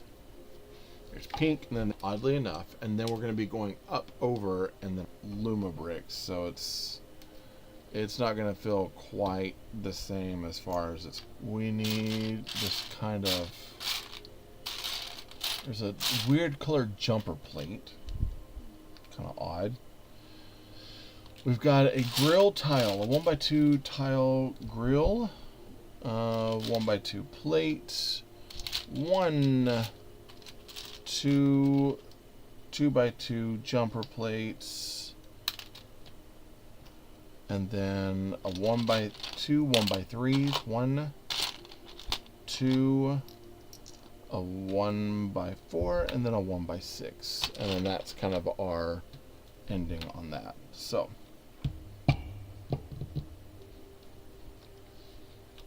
it's supposed to go this way. 1, 2, then 1 and 2. Okay. Kind of interesting how they're having us do this. So this is going to be I looked ahead at this one. This is a type of windowsill sort of thing. That's going to be very, very, very awkward. Alright, so we're going to put our jumper plate here. We're going to put our 1x1 round over here. And I guess we have like a battery box outside. So it's going right up here on the outside of this. And then these pieces right here are going to fit up on top right there. Okay, I'm just trying to settle that front. There you go.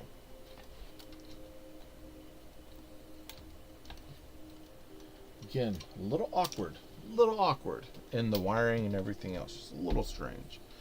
Okay, so we're on 43. We need a 1x10. We need it in the light pink. Am I right? Yeah. So 1x10. Let's check it. 1x10. Yep. And then a 1x6. 1x2. And then 2 1x3s. 2.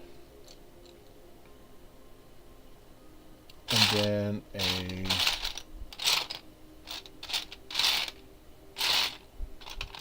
1x6.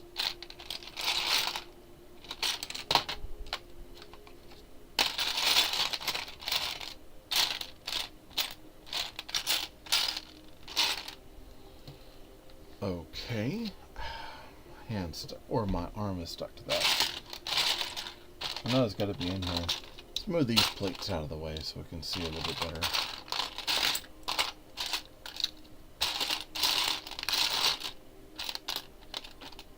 That's still a darker pink. It's supposed to be the same color as these. So we got pink and we got, you know, another type of pink.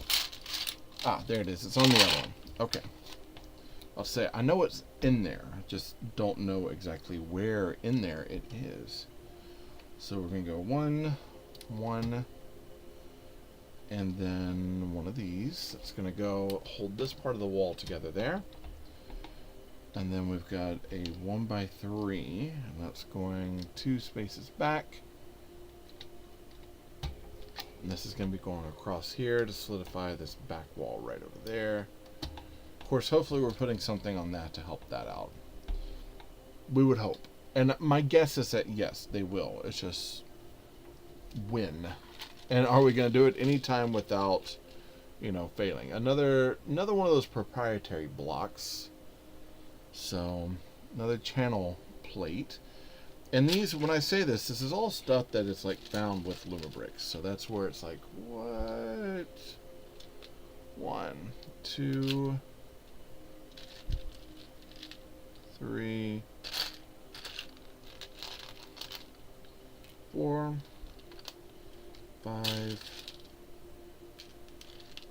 6, 7. I should have one more in here in that pink. 7 and 8. Alright. Put this here. Trying to make sure I don't lose anything. And then we need a 1x6, and then a 2x6, and then a 2x3. There we go. And we're going to be building up this back wall over here. So how they have us doing this, have us going 6 across. 1, 2, 3, 4, 5. I'm going to do this. Instead of doing it that way, I'm going to cross these this way, put this here, and then put that one in the end. Reason why I do that, instead of building it the other way, so like if you turn it that way, that's going to keep this from falling off. Otherwise, they're all in line and they're just going to fall out. So for me, I'm going to turn them that way to kind of strengthen this portion up. Oh, I see. That's why. But because they're on jumper plates, we have to utilize those little pieces there. So, makes sense now. Okay, so it's supposed to fit right into there. That way we can have our indented window. And then... What? So we need the 28.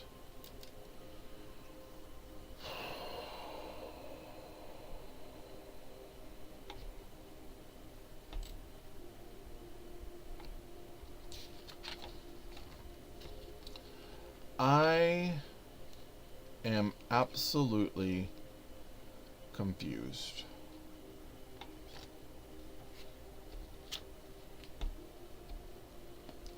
So, out of our things here, we should have 28, a 20, and a 52. And then, of course, a 42 there. So, here we've already put in our 20. Okay, that's in there. We've already put in our 52, that's this one. And now we're clipping in a 28 as well. So we're clipping them all in, which is kind of odd because now they're just sitting in the inside here. So I guess we'll put in our 28 across here. Go ahead and plug that down. Of course, I have no idea how much they need. So I'm like, alright, well, that's interesting. Very interesting. Hey, Kobe, what's up, my man? How are you doing today? I'm struggling with this one. This is definitely not Lumebricks. And it is not reading like a Lumebricks build, but I guess it's trying to be. So, you're good? Man, I'm glad to hear that, because I was doing fine until I started getting into some weird directions here. Once I started getting that, I'm like, I don't know how I'm feeling anymore.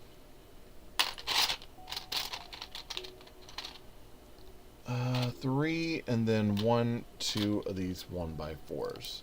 So, Jeff was on earlier. He was telling me that the new He-Man movie is an absolute blast.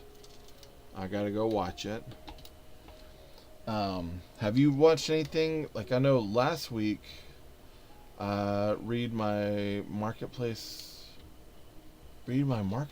message.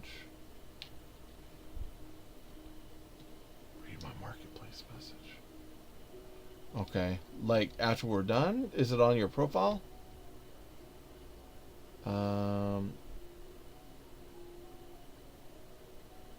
Okay, I'll check out. I'll see what that is. It might not make sense to me right now, but it'll probably make sense to me here in a minute. Give my brain some time to figure it out. Alright, so there we go. We got these on. Now we're building out the window framing of this. This not being solidified has got me worried. I know the box frame is going on this and it's going to attach to here, but as of right now, with it being so loose, Someone is selling the Lego Game Boy. Whoa. I'm at my marketplace comment. Okay. So someone is selling the Lego Game Boy for that much? Like the Lego. Why? I can go down the street and find one at any store now for cheap. Like they're around. They haven't been discontinued. I think there are times I think that we have some people that just get a little crazy with their ideas of what something might be worth. I know I'm guilty of that many times. So, or did you hear about the? Oh, I did not.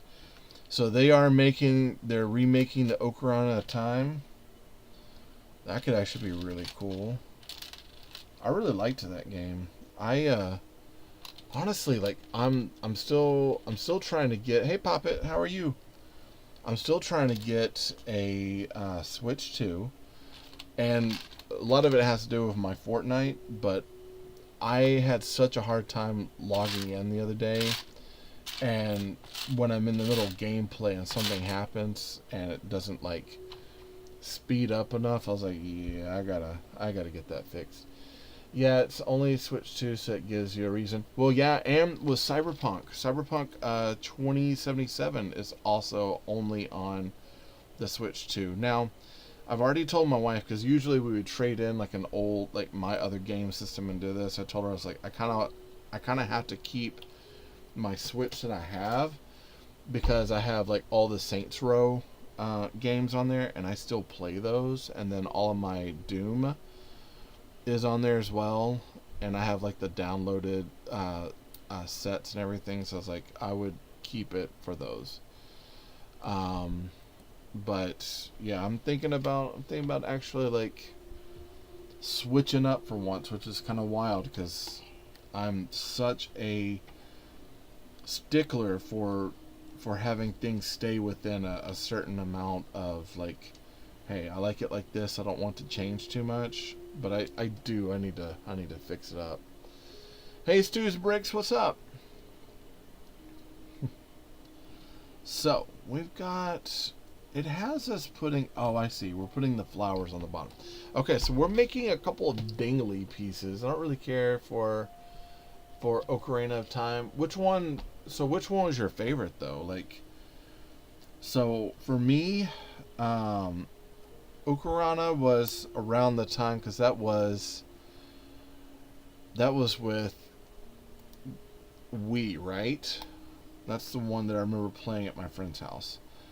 I liked that one because it was just, it was cutesy. The newest one, I'm trying to remember I can only justify the Switch to is Smash Brothers. It will. You know that because there's so many Smash Brother teams out there that if they don't, they will be in a ton of trouble. It's just right around the corner, I'm sure. I remember because when I coached, if they release a new Smash Brothers and then a new 3D Mario game, I'll buy it. So there's a new Mario game that's out on it that's like Mario World Party, I think. That one's everyone seems to be like kind of going crazy about. It looks okay to me.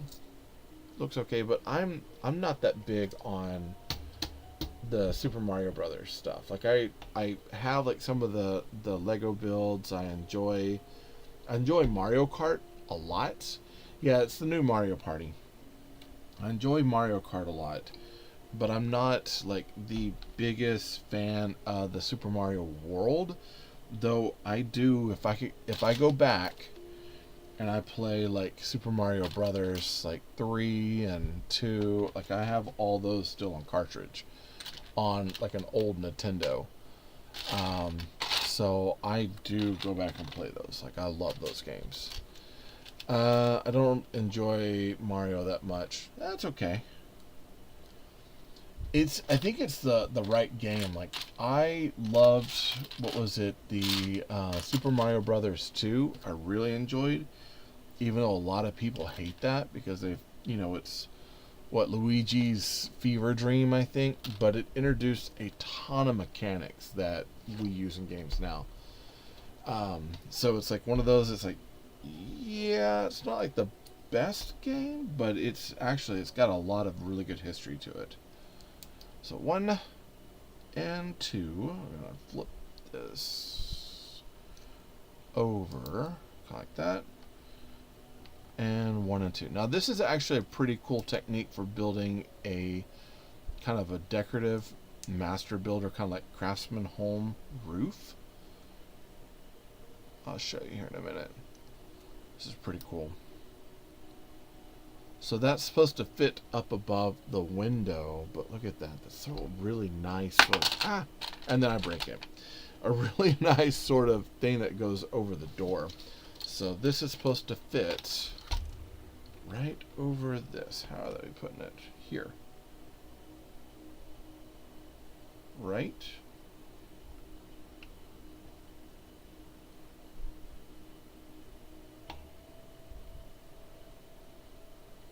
And then 1 right there. Okay. There's lots of gaps in this, which I don't understand. I never really enjoyed Mario Odyssey. Now, I never played Odyssey, the Mario Odyssey stuff, so I have no idea, no frame of reference on those whatsoever. There was a time, like, so back when I was really hardcore into gaming, and I was playing like Destiny and Halo and Saints Row and like stuff online. Killzone was another one I really enjoyed playing. I was never into Nintendo. I played once, but I didn't enjoy it at all. Yeah, I'd have to look at it and see. So kind of is it like just kind of exploratory, like sandbox open world game, or where you have like certain like missions? Or I would get the Switch 2 also to get Monster Hunter on there. Like I love the Monster Hunter series. I think those are really good games.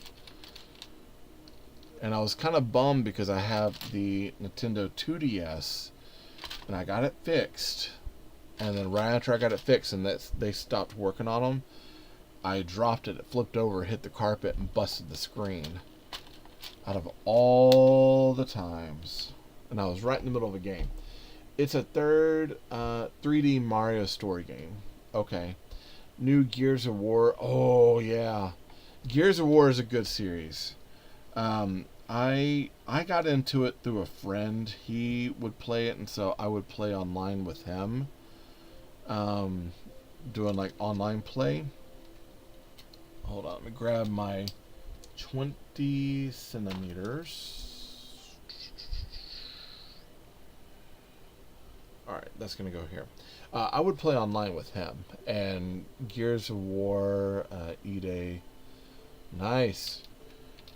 But my game was my online, like, really, besides for Fortnite, my online like battle game was Killzone. That was my jam, especially during the era of like Killzone 2. Oh man, I used to wipe the map out with that. I'd play strategy person. Okay, this is odd. I gotta take care of something because this is not working in my favor. So that's supposed to go here.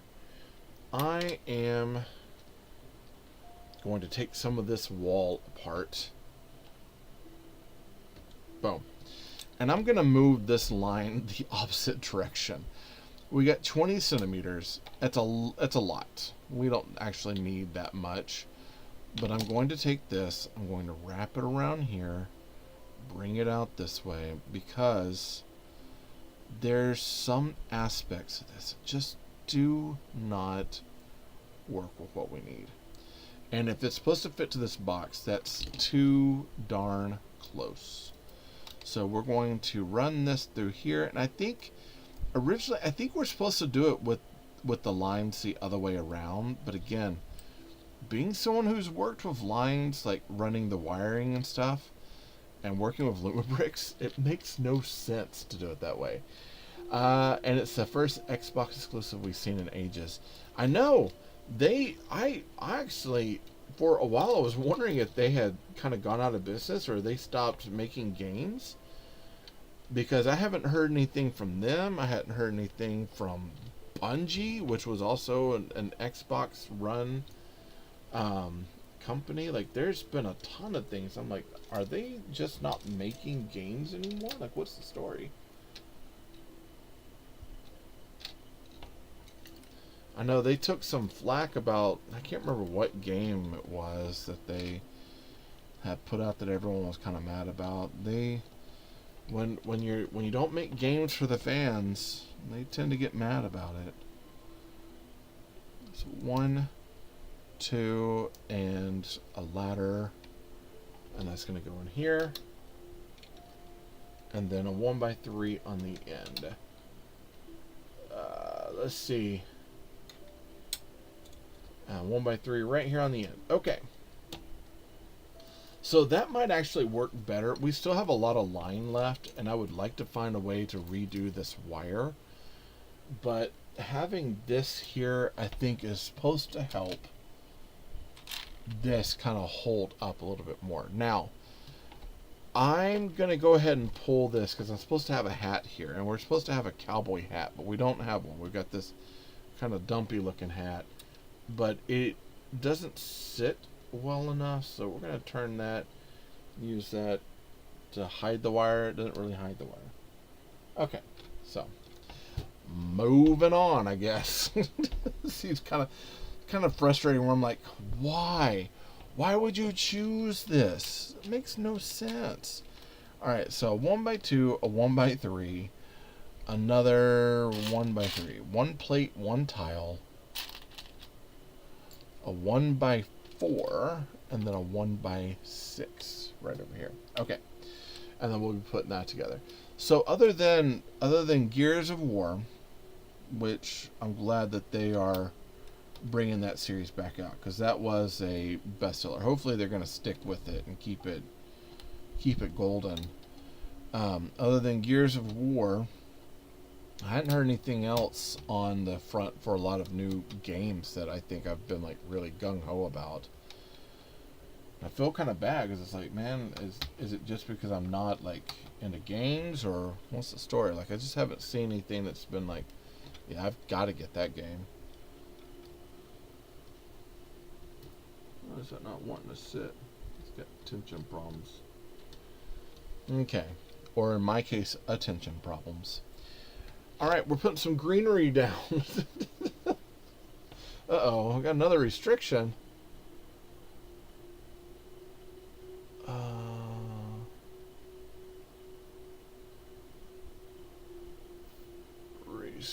Your lives not for restricted for search results because it redirects users to purchase products outside TikTok. What is it I'm doing? We're updating support for the best user experience. Of course, I have no idea like what I said that was the problem, but and I can't appeal. Okay, well, I mean, I guess I'm going with that.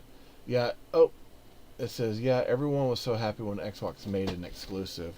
Well, yeah, because here's the thing, like when they start porting games from one console to the other, and it's like, well, who are you building the game for? Like, we go out of our way to get this one game to play this game, and you're wanting to have more people come to this system and be a part of the Xbox community or the PlayStation community. It's like, when you kind of start jumping those borders and then making the game for everyone and everyone's able to play it, it doesn't feel like the actual game and community is worthwhile anymore. It's like, it's kind of like on the lines of, well, I could just play anywhere I want. And the thing is there is quite a bit of difference between PlayStation community players and Xbox community players.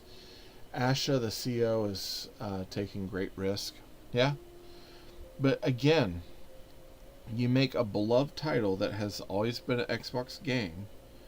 If you make that an exclusive, I mean, and people really want to play it, it should force people to come and actually play the game and be a part of that community. I gotta check this. That one goes over here. Which is what you want. You want them to be involved in Xbox. Alright, so this one is gonna go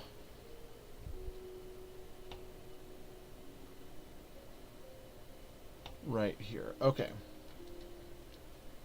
So that one's supposed to go right over here.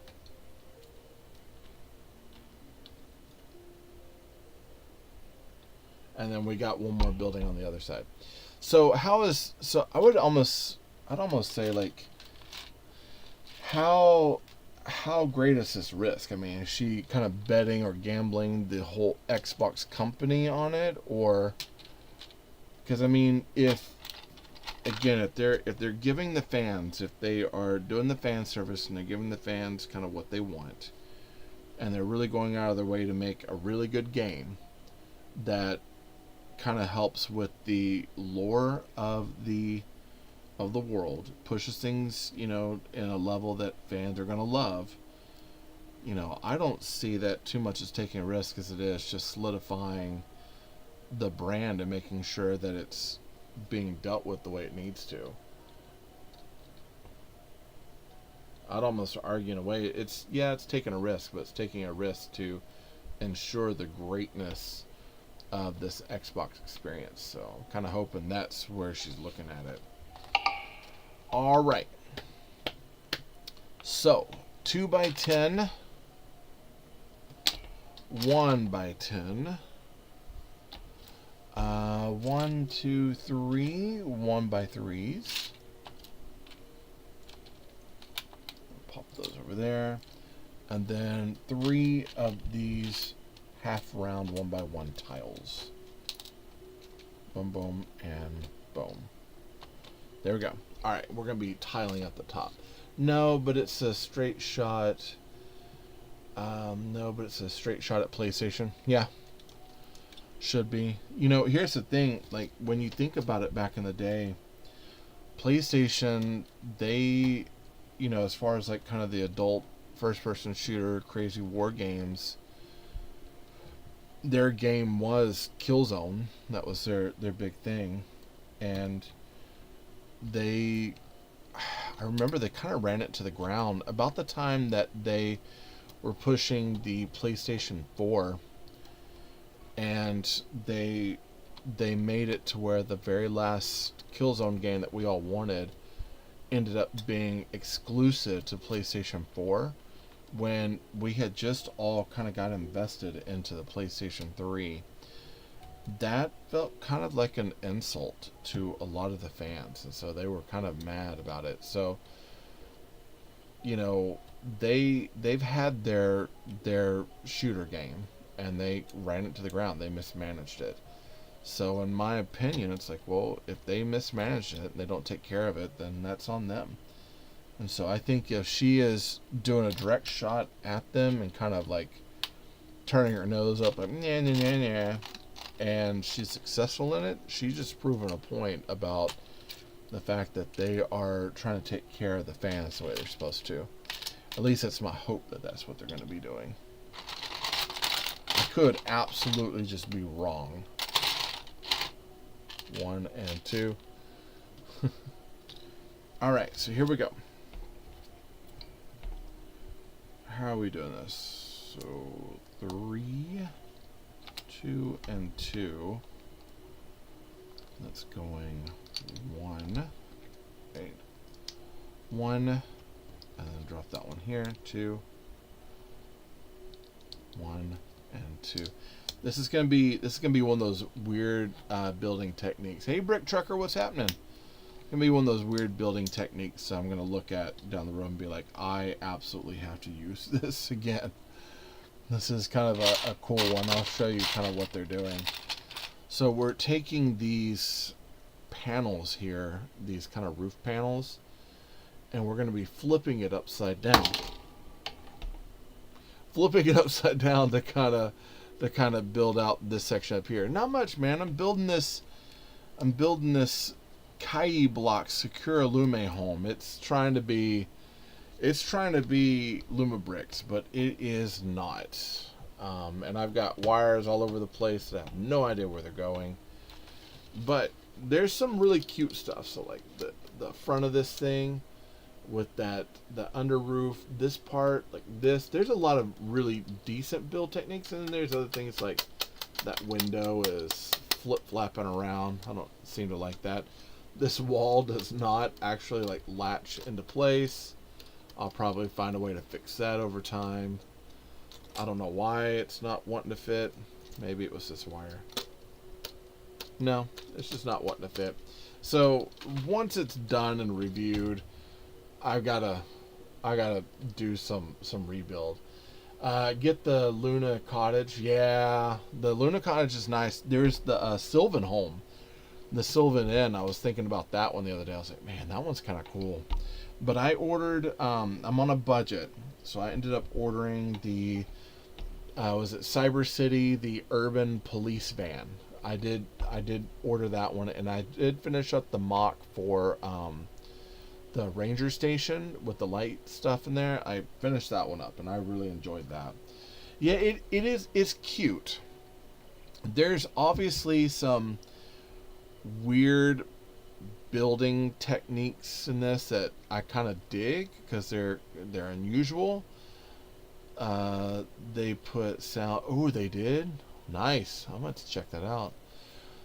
But overall, there's some things in it that just, like, I would have to find a way to reroute the power, find new ways to bury the wires. There's the battery box is way up here, and it has a USB to it, but it's also inside, so I'd have to run a wire through the wall, I guess. A USB. There's some stuff in it that's like, it doesn't really work. But like I said, I like to build it as is, check it out, and then rebuild it and fix it up later. It's kind of my jam. So that's definitely what I will be doing, because it is not by any stretch of the imagination perfect. 12, 10.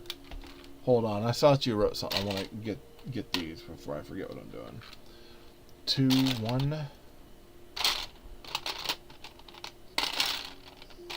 1. I should have 2 of these.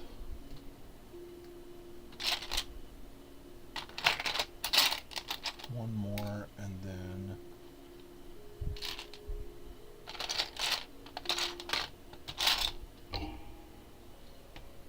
what? Oh, I guess I got one right there. Okay.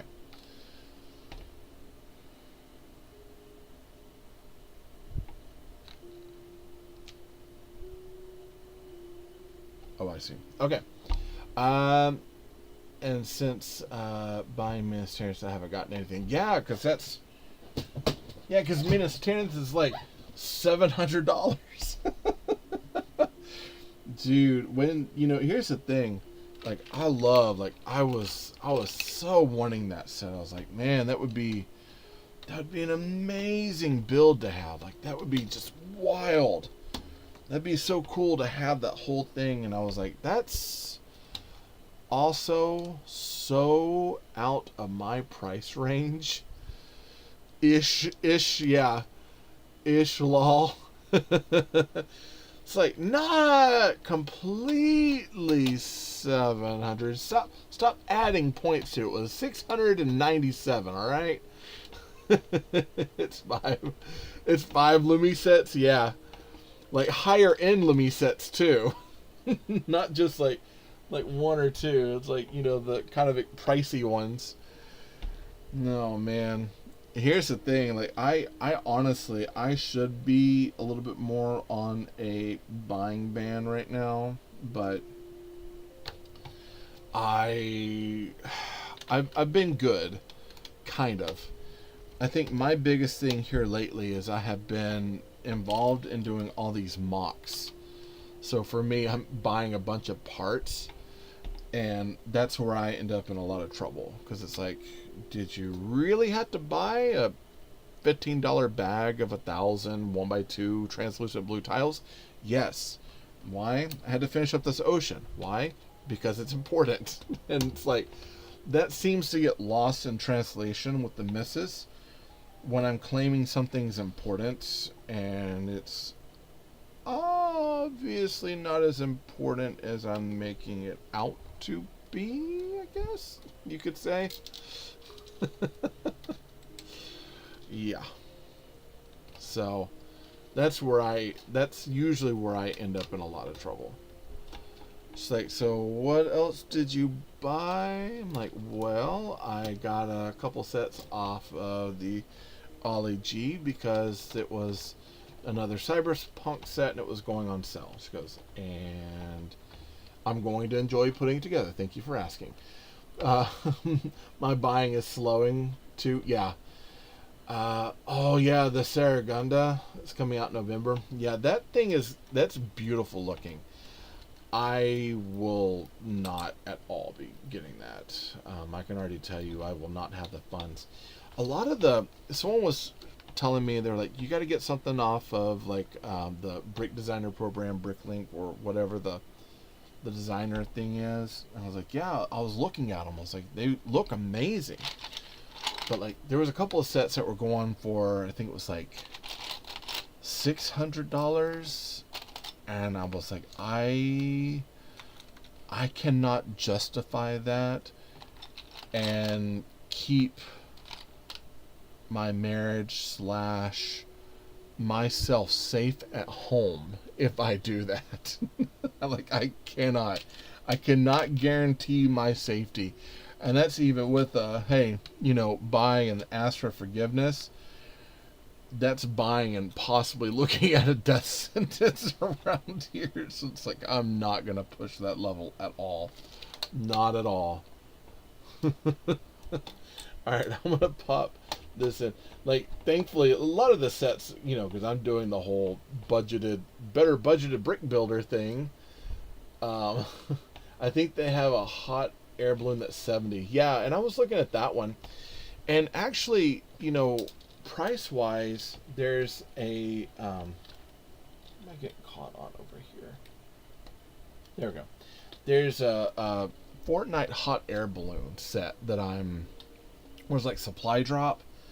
I'm wanting to get that when it comes out. But I've already seen the price, and the price is like $50 for a supply drop, and I'm like, why is this so much? So I'm kind of debating that, and I'm wondering if I need to wait. And then I saw a Portal Minecraft set that had Alex, and I can't remember the other character in it, that was over at like my local Family Dollar Tree, that I might go back and get. It was $20. So I might get that because I want to start working on my Minecraft mock again. We can get the full... Oh, hold on, at 70. We get the full... is it the Red Band trailer on Wednesday? Ooh. Lego name. Lego name? What do you mean Lego name? Oh, just the fact that it's Lego? Yeah. Lego name's gonna raise that premium always. But then you've got quality on clutch, you've got quality on build. You're not having to worry about like sticking your finger underneath here to make sure that the floor is gonna fall apart. Oh, brand new day! Oh, yeah. That's why it's 50. Yeah, brand new day. When does that come out? I gotta go back and see. When do you say that? On Wednesday? I might honestly, I don't do reactions on my YT, but I might do something like that. I saw with some of the Lego reveals for some of the upcoming Marvel stuff. They have Spider-Man versus Demogoblin. Totally picking that one up. July 31st. Nice. They have, for my Venom series, oh man, Scarlet Spider mech versus Lasher. And I was like, A, I don't have a Scarlet Spider.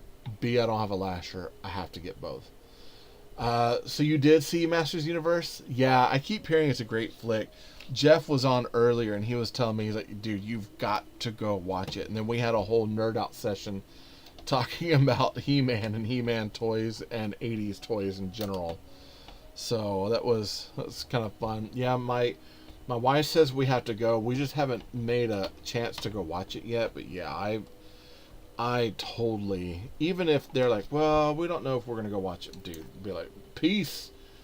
I'm going to go watch Mandalorian and Grogu, and then I'm going to go watch Master of the Universe back to back. I'll see you all in like 5 hours. Maybe I'll do it like that. I'm sure they'd be like, no, that doesn't work that way, buddy. Alright, let me push this back in here. I've lost the bottom of this wall. Oy. Yeah, sometimes when took the kiddos and they loved it. Nice. Oh my goodness, what is catching right here? This brick is about to make me brickin' mad. Alright, you're just going back in the bin. I'm done with you. Yeah. They spoiled Brand New Day so hard with the new set. Yeah, with the new Lego sets, they there's quite a bit in there that they've shown, especially for like Tarantula's design and some other things. But I have a feeling they still have quite a bit under that they're playing kind of close to the vest that we have not gotten to see. I still have a feeling that there's going to be quite a bit to it that we're going to be quite surprised about. At least I'm hoping. I'm hoping that's what happens. Because I really do want to see it. There we go. We'll have to do it like that. I really do want to see it when it comes out.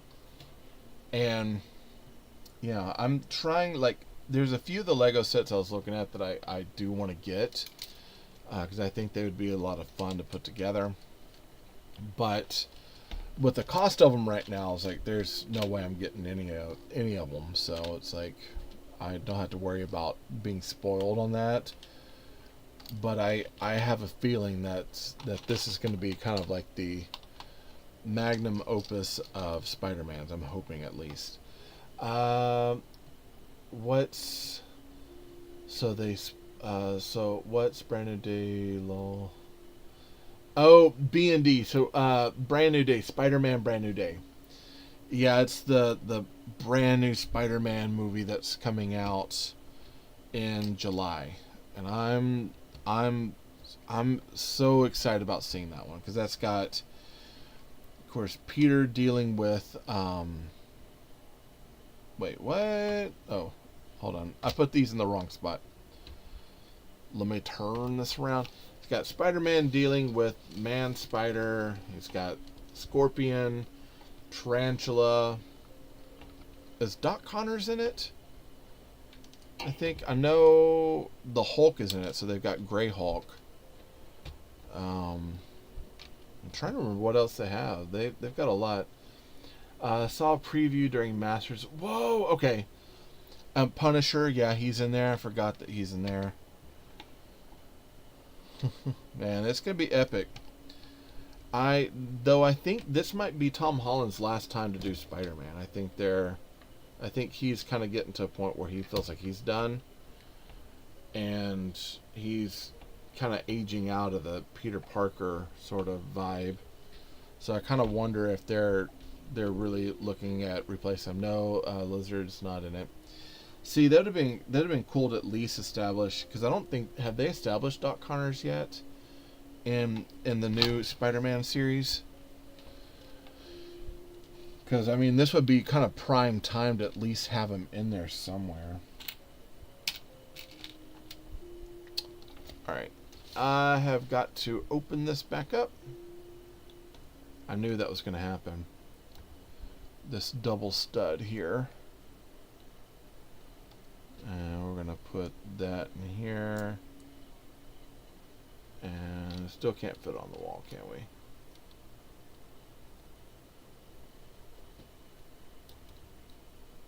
Nope. Alright, well that's just going to sit in there. And done. Scene. No, he was an amazing Spider-Man.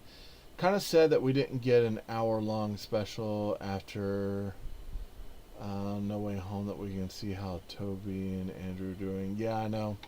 Well, and there's speculation that we're supposed to get that in the beginning of this movie, but I don't know how that's gonna. I don't know how that's gonna play. I don't think that's. I'm hearing speculation. I'm not thinking I'm seeing the actual. A 1x1x5, 2 of these 1x4x3 windows, and then 2 more of our window panes. These window panes are a bit of a pain in my existence because they are super loose. Here, I'm gonna fit this together and check this out. Like, I don't like them that loose. I kind of wish it had a little bit more tension in it. And I might look at somewhere down the road maybe replacing them.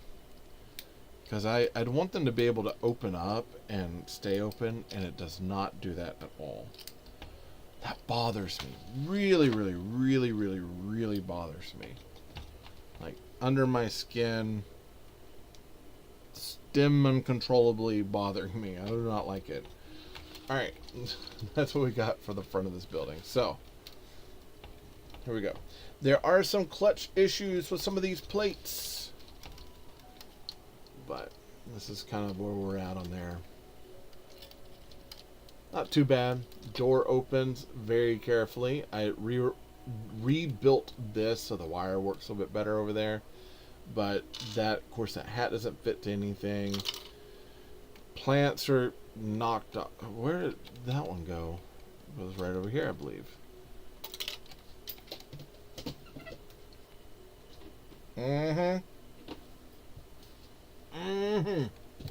I think after this bag, that's my body telling me I'm done. Because I'm like, yeah, I'm starting to get mad about that. That's if I start hitting burnout, then you know it has to do with this build. Bro, we get 2 Avenger movies in 2 years. Nice. Yeah, because we get, when does Doomsday come out? Because that's coming up really soon. That's going to be around Christmas time, isn't it? 2, 3, 4, 5, 6, 7, and 8. That one is probably the soonest, and then there's a follow-up the year after. December 18th? Yeah. And then the follow-up is like supposed to be right after it. So they're treating it almost like a part 1, part 2 for this new story. Do you think it's going to be any good? I'm kind of concerned, personally. I'm not sure how it's going to read with everyone. I'm not sure about, about Robert Downey Jr. as Dr. Doom. I'm not sure how that's going to play into things. So, I don't know.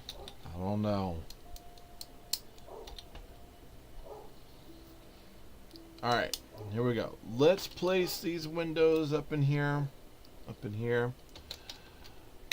Boom. Boom. And then 2 more sets here and here. Definitely Doomsday is supposed to be like maybe 3 hours. It's a lot of movie. So the second one, the one that's coming up right after that, that's supposed to continue on with whatever's going on. Have they already slated a date for it, or is it like just kind of like we know that it's going to be within a year or so of this one being made?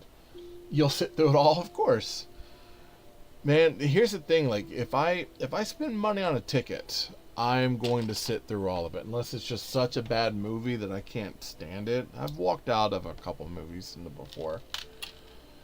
Not too many, but just a couple, and I can't even remember the names of them. Why? Because they were so bad I couldn't even bother to remember the name. Uh, when I went to go see the last Terminator flick, I fell asleep in the movie theater.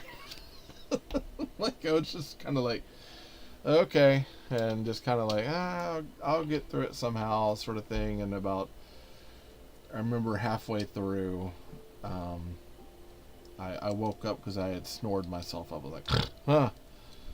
I was like, I should get up and go do something because it's getting ridiculous. Ended up getting the movie down the road and rewatching it. It's okay. There's some interesting lore, but it is not a good movie overall. Not at all. Oh yeah, it's December 2027. I just don't remember the date. Let me go find it. Okay. Yeah, because it'll be the following year. So this one comes out in December.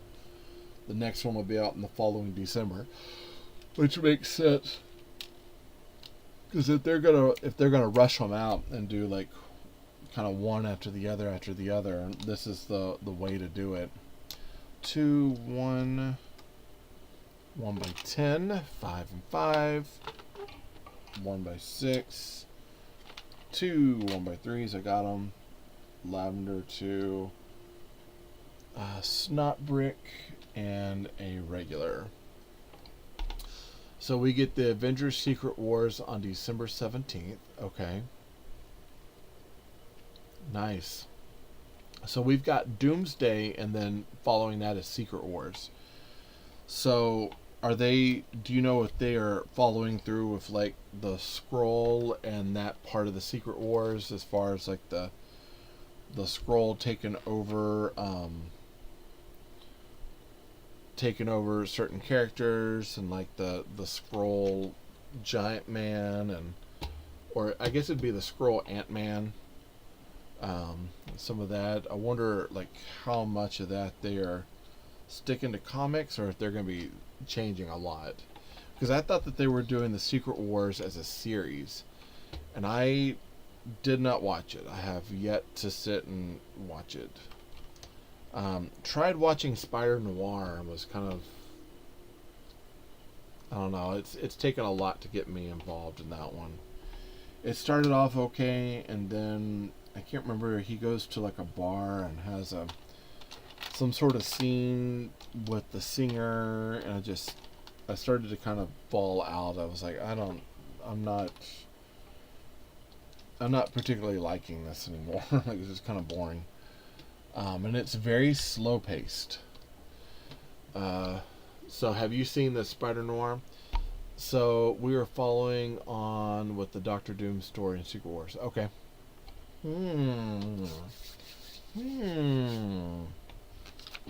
Kind of wonder how that's going to play out. I think it'll be cool if they have taken notes from fans, and they are really trying to better, the phases, especially after the last few phases that bombed box office wise. If they're taking notes from fans, and they are really gonna be pushing kind of the lore love, I have a feeling it'll be pretty good. We shall see.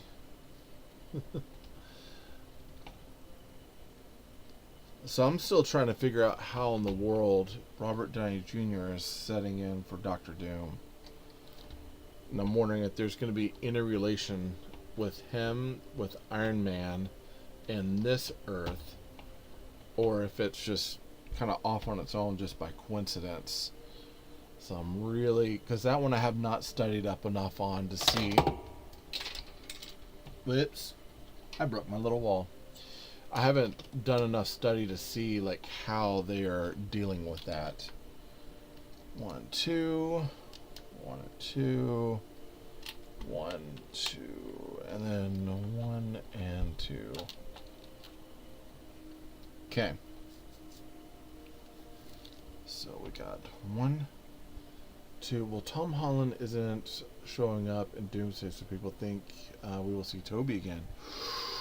Ooh, so if we see Toby, then that means we're universe hopping. We're going back to another universe. Yeah, because isn't that the thing? Like Toby apparently sacrifices himself or something from like the news of some of what we've heard. Is that in the beginning he's gonna die or sacrifice himself or the greater good? 1, 2, 3 over right there. I mean, I'm okay with that. Like if Tobey Maguire is Spider-Man and he goes and he does like a whole sacrifice thing, will I be mad at first? Yeah. Will I be upset that he's gone? Most definitely. But I also know that he's getting to an age where like him playing Spider-Man is not necessarily like appropriate, but I would love to see him do like a great sacrifice run where he goes and he saves everybody by being, you know, a superhero. Because I think of Peter and I think of him as like I think of him as Spider-Man. He's a really good Spider-Man. Okay, so we do have, let's see how we're putting this together real quick. So that goes here. This is going to go on the back. Got this and this. There's quite a bit to this step, so let me kind of walk myself through it here.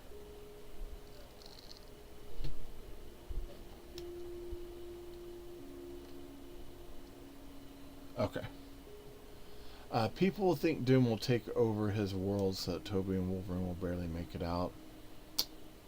Oh, so wait, so I guess then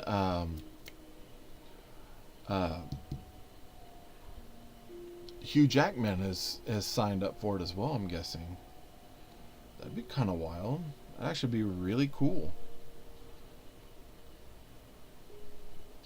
I feel bad. I really need to catch up with the lore and things that are going on. Hi. We're home. I know, I heard you. How are you doing? Good. I got a new poster. You got it? What kind of poster did you get?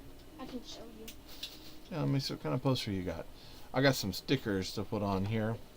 So let me pull out my sticker sheet. So we got 2 oranges. Nice. Why is he blonde? Brown. It's the album. Oh, who is this? Frank Ocean. Who's Frank Ocean? Okay. I feel like You're such an unk.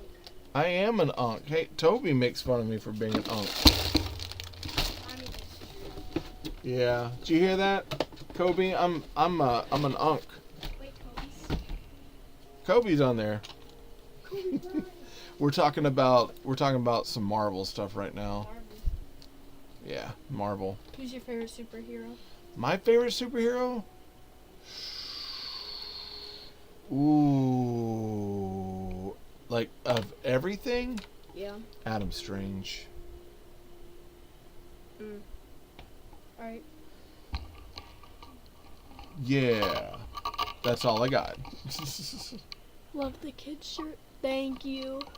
Frank Ocean. Yeah, Frank Ocean is an artist. He's a music artist. He's a music artist. Yeah, he makes rap, like rapish chill music. Oh, okay. Like, not chill like what I have on. I mean, some of his songs are pretty chill. So, okay. I don't want to put those on there because it doesn't fit. Here, I'm gonna. I want to read chat. You want to what? Read my chats. Okay. Yeah, gets it right. Gets it right. Don't encourage him, Kobe. Yeah, get it right, man. This See, guy's you guys are teaming up on me for no reason. It's because I'm old. You guys are making fun of me. Guess what? Well, I'm down to my last few pieces, so I'll be done anyways. What are you into? This stuff. It's cool. Get out. So what else did you guys do? We went to free play. You went to free play? Yeah. Man. You're missing out. I am missing out. I thought, are we going to go to the movie today? What movie? Everyone tells me I need to go watch the new Masters Universe movie. Like everybody. Jeff was telling me that. Brick Truck was telling me that. So, wait, so, kid, what is your favorite hero? Hey, what's your favorite hero, E? My favorite, like, superhero? Yeah. Spider-Man. Spider-Man. He's a Spider-Man fan. Yeah, we got to get you out of the house. I don't like it, though. The world scares me. It scares me too much. I get scared of things. You're so cringe. Oh, I'm cringe. I'm unk. I'm old. Unk and old are the same thing. Sassy. Get it right, Unk boy. Sassy unk. Okay. No. I'm sorry, am I too cringe for you? Yeah. Your chat's really funny. My chat is really funny. Sure. Yeah. You hear that, chat? Bro, I love Spider-Man, and yeah, I'd love to see. Yeah, I want to go see Masters Universe. So for me, have you seen the new sets that or the new news about the sets they're releasing? I think in January of 2027. Because Marvel-wise, we're gonna get like 3 new Spider-Man sets. One of them, which is a Tobey Maguire versus Green Goblin, Willem Dafoe Green Goblin Spider-Man set. Yeah, that one's like $25. I really want to get that one. Thank you, I appreciate it. I am pretty funny. See, don't encourage Kobe. Don't encourage him. Don't encourage him to be more funny. Yeah, don't encourage him. But then the other one was Scarlet Spider and Lasher, and then Spider-Man and Demogoblin, which I'm like, so I will probably be getting for sure the Demogoblin, Spider-Man, and the Scarlet and Lasher. Yes. Do you have any more pirates? Anything else I have is gonna be closet? buried in the bucket. What bucket? This thing, but don't go through it because I still need to go through it. I want to play with these cards later. Okay, not right now. I know. I said later, bro, Chacho. Not right now. I said later. Stop crashing out. Ah! Okay. Let's see. All right. That's it on this one. Yeah, so look, here, I'm going to pull this up. We're going to look at what we got. Ooh. So, this is what we got for the home. I'm telling you, it's messy in here. We got wires that are pulling up all over the place. This is kind of messy as far as, like, the build and what things are going to go. Wait, hold on. I missed some things. Look at that. What? It says, no, I haven't. We're getting like 4 Doomsday sets. Yeah, Unk, chill. Psh, please. Mm-hmm. I love y'all's interactions and memories that will last forever. You don't even know it. Dude, on the YT channel, I've got interactions with him when he would help me with toy reviews. Me? And yeah, one of which is he took a hammer and was smacking me on the head with this like foam hammer thing. And like bopping himself on the head. Like one time he dressed as like ouch. It was a Joker He-Man character. Like man, dude. He really got into that stuff. Mom's getting mad at So me. I'm cooked. it's okay. I'm about to finish this up and I'll be off. I'm cooked. So this thing, it's pretty cool. It finally had. I'll find it in a minute. It's got some stuff. What is off-brand Mjolnir? It was a thing that was like a Nickelodeon show that was like some sort of like giant kaiju monsters and wrestlers. It was really weird. It was like Monster Mashers, I think. And I got them because they were something that was at the Dollar Tree. Yeah. Monster Mayhem. That's what it was. Bye. Yeah, you will find it in a minute. Yeah. So, Yeah, it's somewhere on the floor. I just don't feel like looking for it right now. So this is pretty okay. It really wants to be a limo brick set, but it's not. But will it fit in the coastal town? Yeah, I'll have to, once it's reviewed, I'll fix it up. But we're gonna stop there today because my social battery for my Aspie brain has finally hit my mark, and I think I am done. So, no, the set's not done. So we will pick up, we have bags 3 and bags 4. We will pick that up next Saturday and finish it up there. I was supposed to go do a convention next Saturday, but they canceled it until September, so I'll be back at the table. So I will see you next Saturday. So I can plan? I hope so. Gabe, how did the call go with your mom? She doing okay? Just tell her I said hi.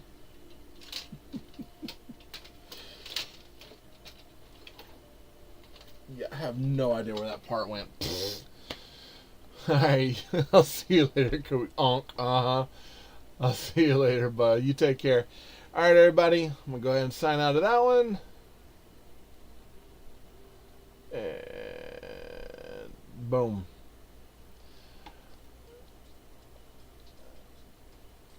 Alright, and then for my other viewers, hey, listen, I've had fun. I don't think I had anyone on here. That's okay. It's whatever's. If you haven't subscribed, be sure to subscribe, hit that bell for notifications. Be alert if anything comes from me to you. Comment down below, etc., etc. We know the routines. Hey, listen, thank you all for the people who did show up and watch. Thank you all. I appreciate it. I have no idea what that means to me. Get something out of the shop. Say hello on the chat. Rewatch this, share this with people, you know, that normal stuff. It really does help out, okay? Hey, I love you all. Jesus loves you more. There's nothing you can do about it. Good luck with the build.